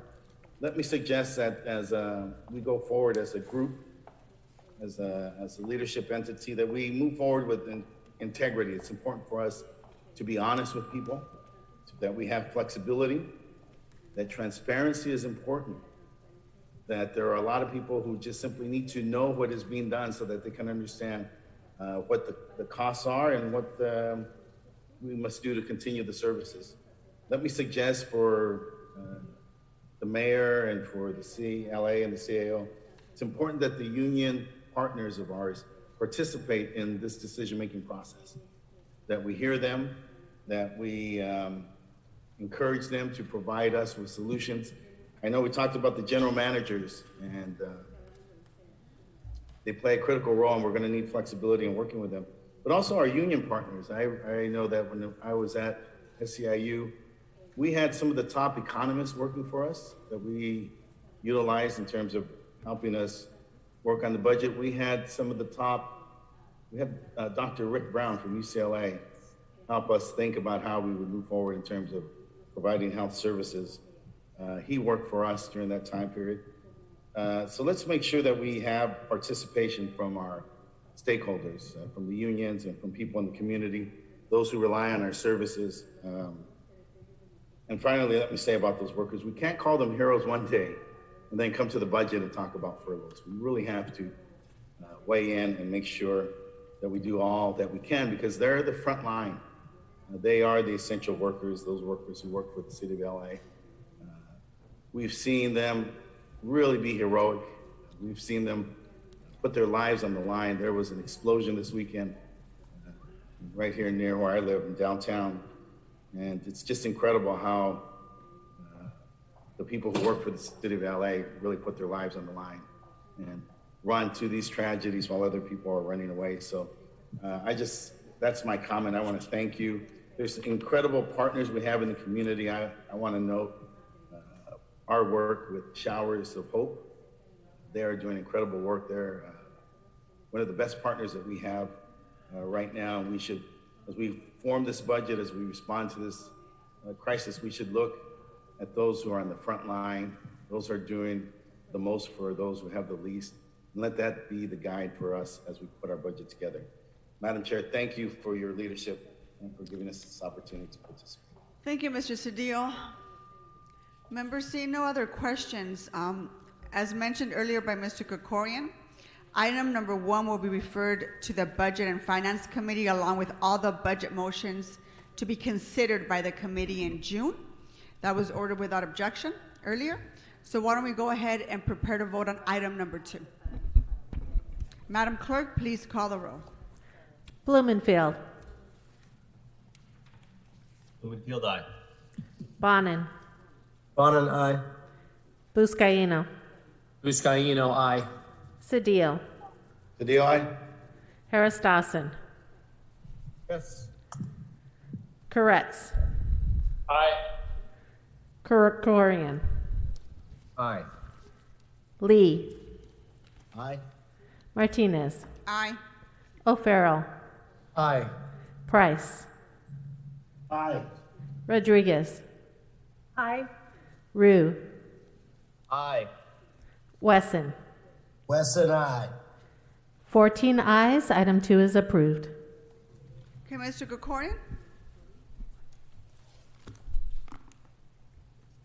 Thank you very much, Madam President. As we close out this discussion, I just wanted to take a moment, first of all, to thank the mayor and his budget team, the CLA, the CAO, for their presentations today. And thank all the members for this really important and robust first discussion at a very historic moment in time for our city.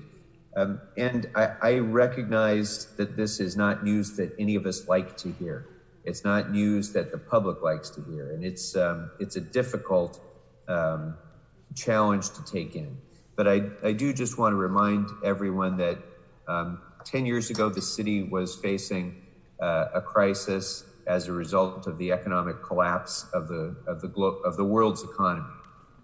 And a few of us, Mr. Wesson, myself, Mr. Kretz, were here to hear serious discussions on the floor of the city council about laying off 6,000 employees. Imagine 6,000 employees being laid off. And that was a proposal that was presented to the council as a way to get through that crisis. As you've heard me say before, former Mayor Reardon was saying that bankruptcy was inevitable. We were faced with a massive challenge at that time too, and we overcame it. It took years. It took discipline on the part of this council, but we did overcome it.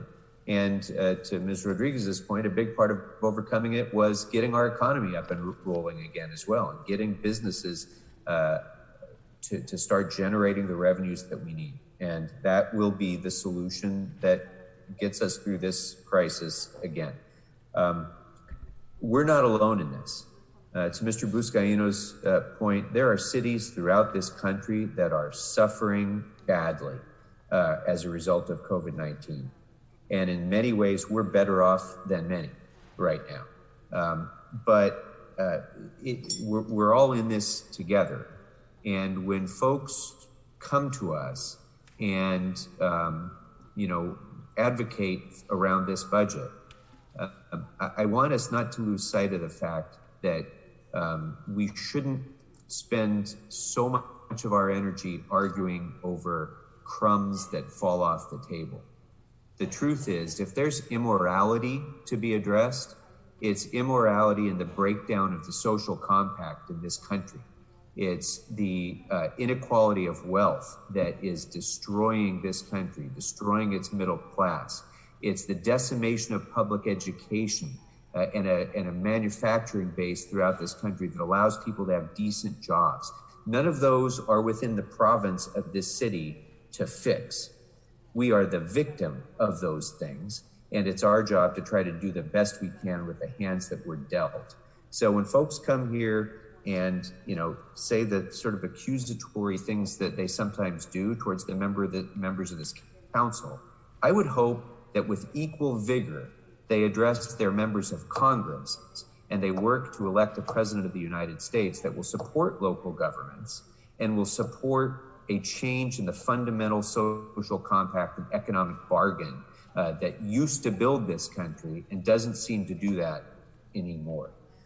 So with that, I just want to say that, Madam President, there's probably never been a time in the history of this city that a new council president was elected with the greater combination of extraordinary challenges as you have had to face in your time as our council president. And I just want to thank you and congratulate you for helping to lead us through in the work that you've done to help us all help our constituents through this challenging time and to help prepare us for the difficult challenges that we're going to have in the year and years likely to come. So I want to thank you for your leadership, as well as, of course, Ackley Padilla, Alexis Wesson, and Anna Hovasapian and your staff, who've all done such a magnificent job. And I want to thank the members of the Budget Finance Committee, for most of whom have served for many, many years on this committee, through good times and through not so good times. Mr. Price and Marissa Alcaraz of his staff, Mr. Blumenfield and Jeff Jacoberger of his staff, Mr. Bonin and Krista Klein of his staff, and Mr. Kretz and Dave Hirsch of his staff, and all the rest of your staff members. And then, of course, on my team, the gentleman who has led this budget through the last 8 years. Matt Hale of my staff, who's done such a great job for all of the people of this city. Folks, this is going to be ugly.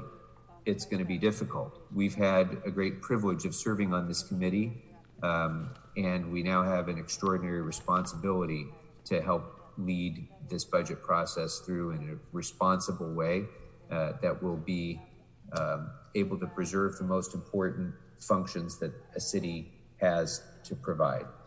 We'll meet that challenge, just like we've met it in the past. And I know this council will meet this challenge as well. And so I want to thank you members in advance for your flexibility, for your diligence, for your discipline in helping to allow this city to survive this crisis. And you have my commitment, and I know all the members of the Budget and Finance Committee, that we will take seriously all of your comments today, all of your motions that you've submitted. We'll give it the time and the attention that they are due, and we will work diligently to bring you back the budget and budget changes that will reflect the views of this council. So with that, Madam President, I would ask that we re-refer item number 1 to the committee. Without objection, that would be the order. Thank you, Mr. Krikorian, for your kind words. I can't say enough about your amazing staff. It's been trying these last 2 months, but your staff has just been amazing in trying to meet today's goals and bringing the budget to fruition this morning. I also want to just extend my thank yous to our city clerk staff, who's been amazing for the last 2 months, our ITA staff, who's done an incredible job trying to get us online, our staff from the CAO's office and the CLA's office. We could not have done this without you, including our friends over at the mayor's office. So thank you, everyone, for participating in this and continuing to do our due diligence to try to go through these difficult times and do it in a way where we're transparent and we're honest about where we're at. So with that, Madam Clerk, where are we now? The desk is clear, Madam President. Okay, thank you, members. Are there any announcements? Mr. O'Farrell, did you have an announcement? It's a combination of an announcement and an adjourning in the memory of someone. Sure, sir, go ahead. You can do both. All right. Thank you, Madam President. The announcement and adjournment today is commemorating the life and legacy of Harvey Milk. Harvey Milk is the gay rights activist and pioneer who helped pave the way for the LGBTQ plus community. Individuals like myself and Mr. Bonin and Mr. Galprin to serve in elective office. We also look forward to tomorrow, Friday, May 22nd, is the annual Harvey Milk Day celebration across the country. It's organized by the Harvey Milk Foundation and celebrated each year, as I said, on the 22nd, in the memory of this incredible pioneer who was assassinated in 1978. Harvey Milk was a prominent gay activist during the 20th century. He ran for office 3 times before his election to the San Francisco Board of Supervisors. This made him the first openly gay person elected to public office in the state of California, one of the earliest in the country. Harvey Milk Day came about as a day to remember and teach about Milk's life and his work to stop the discrimination against gays and lesbians. In California, Harvey Milk Day is recognized by our state's government as a day of special significance for public schools. It was officially established in 2009 after a successful petition process led by gay rights activists Darren I. Ball, and in the wake of the award-winning feature film, Milk, the documentary tracing Milk's life. Even during this pandemic, local organizations and Angelenos are coming forward to ensure that Harvey Milk Day is properly celebrated and acknowledged. The local nonprofit Gay for Good is organizing a food drive this Saturday in your council district, Madam President, in Van Nuys. So folks who are interested in participating can go to gayforgood.org for more information. It's a wonderful organization. They've done all sorts of cleanups and events in my district, and I can't say enough good about this organization. Thanks to all who have worked and who continue to work to keep Harvey Milk's memory alive. We salute you all, and we remember this great American hero and pioneer who helped to uplift and inspire so many people and who opened so many doors for others, including myself, who are privileged to serve on this Los Angeles City Council in the great 13th District. Thank you. Thank you, Mr. O'Farrell. Mr. Harris Dawson, do you have an adjourning motion? Yes, thank you, Madam Chair. This is one we had from yesterday, and very important, I think, to all of us. This is a man who spent 30 years working for our city in the Department of Transportation, Mr. Curtis LaVon Jones. He was born in Mississippi and migrated to Los Angeles like so many African-American families from the South. He went to LA Trade Tech College, where he earned his electrician's license certificate, and also served in the Army Military Reserve at that time. He got a job as a signal systems electrician, where he worked to make sure our lights were coming on and off, and before we had this bad traffic like we do now, to make sure the traffic flowed through our city. He married Patricia Hale in 1991, and they were married for some 27 years. He retired from the Army Reserve in 2000, and they had a little one, Lucas Maxwell Josena, who was their pride and joy. He was known as a very generous, a very loving, and a very gregarious person in the community. He received a commendation from this council for his service at the 30-year mark, and we are also grateful for the time that he spent with us. He's survived by his wife, his son Lucius, his brother Cedric, and Jajon, and also cousins and nieces in Nevada, throughout the South, and here in Los Angeles. May he rest in peace, and recognize our gratitude for him for his life of service to our city. Thank you, members. Are there any other adjourning motions? Okay, seeing none, our meeting is adjourned. Thank you.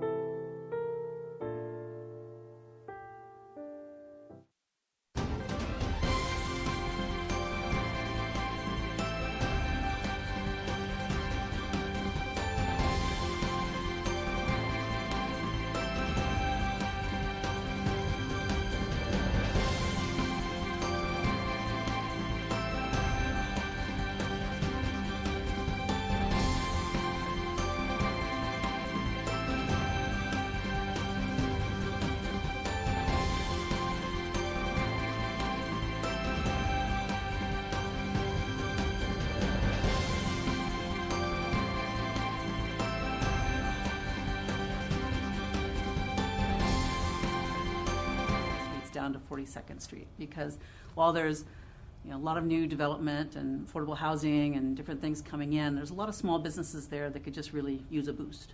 Mm-hmm. Well, I'm sure they could. Again, one of these phrases, calming traffic versus slowing traffic. Is there a difference? Is there any kind of,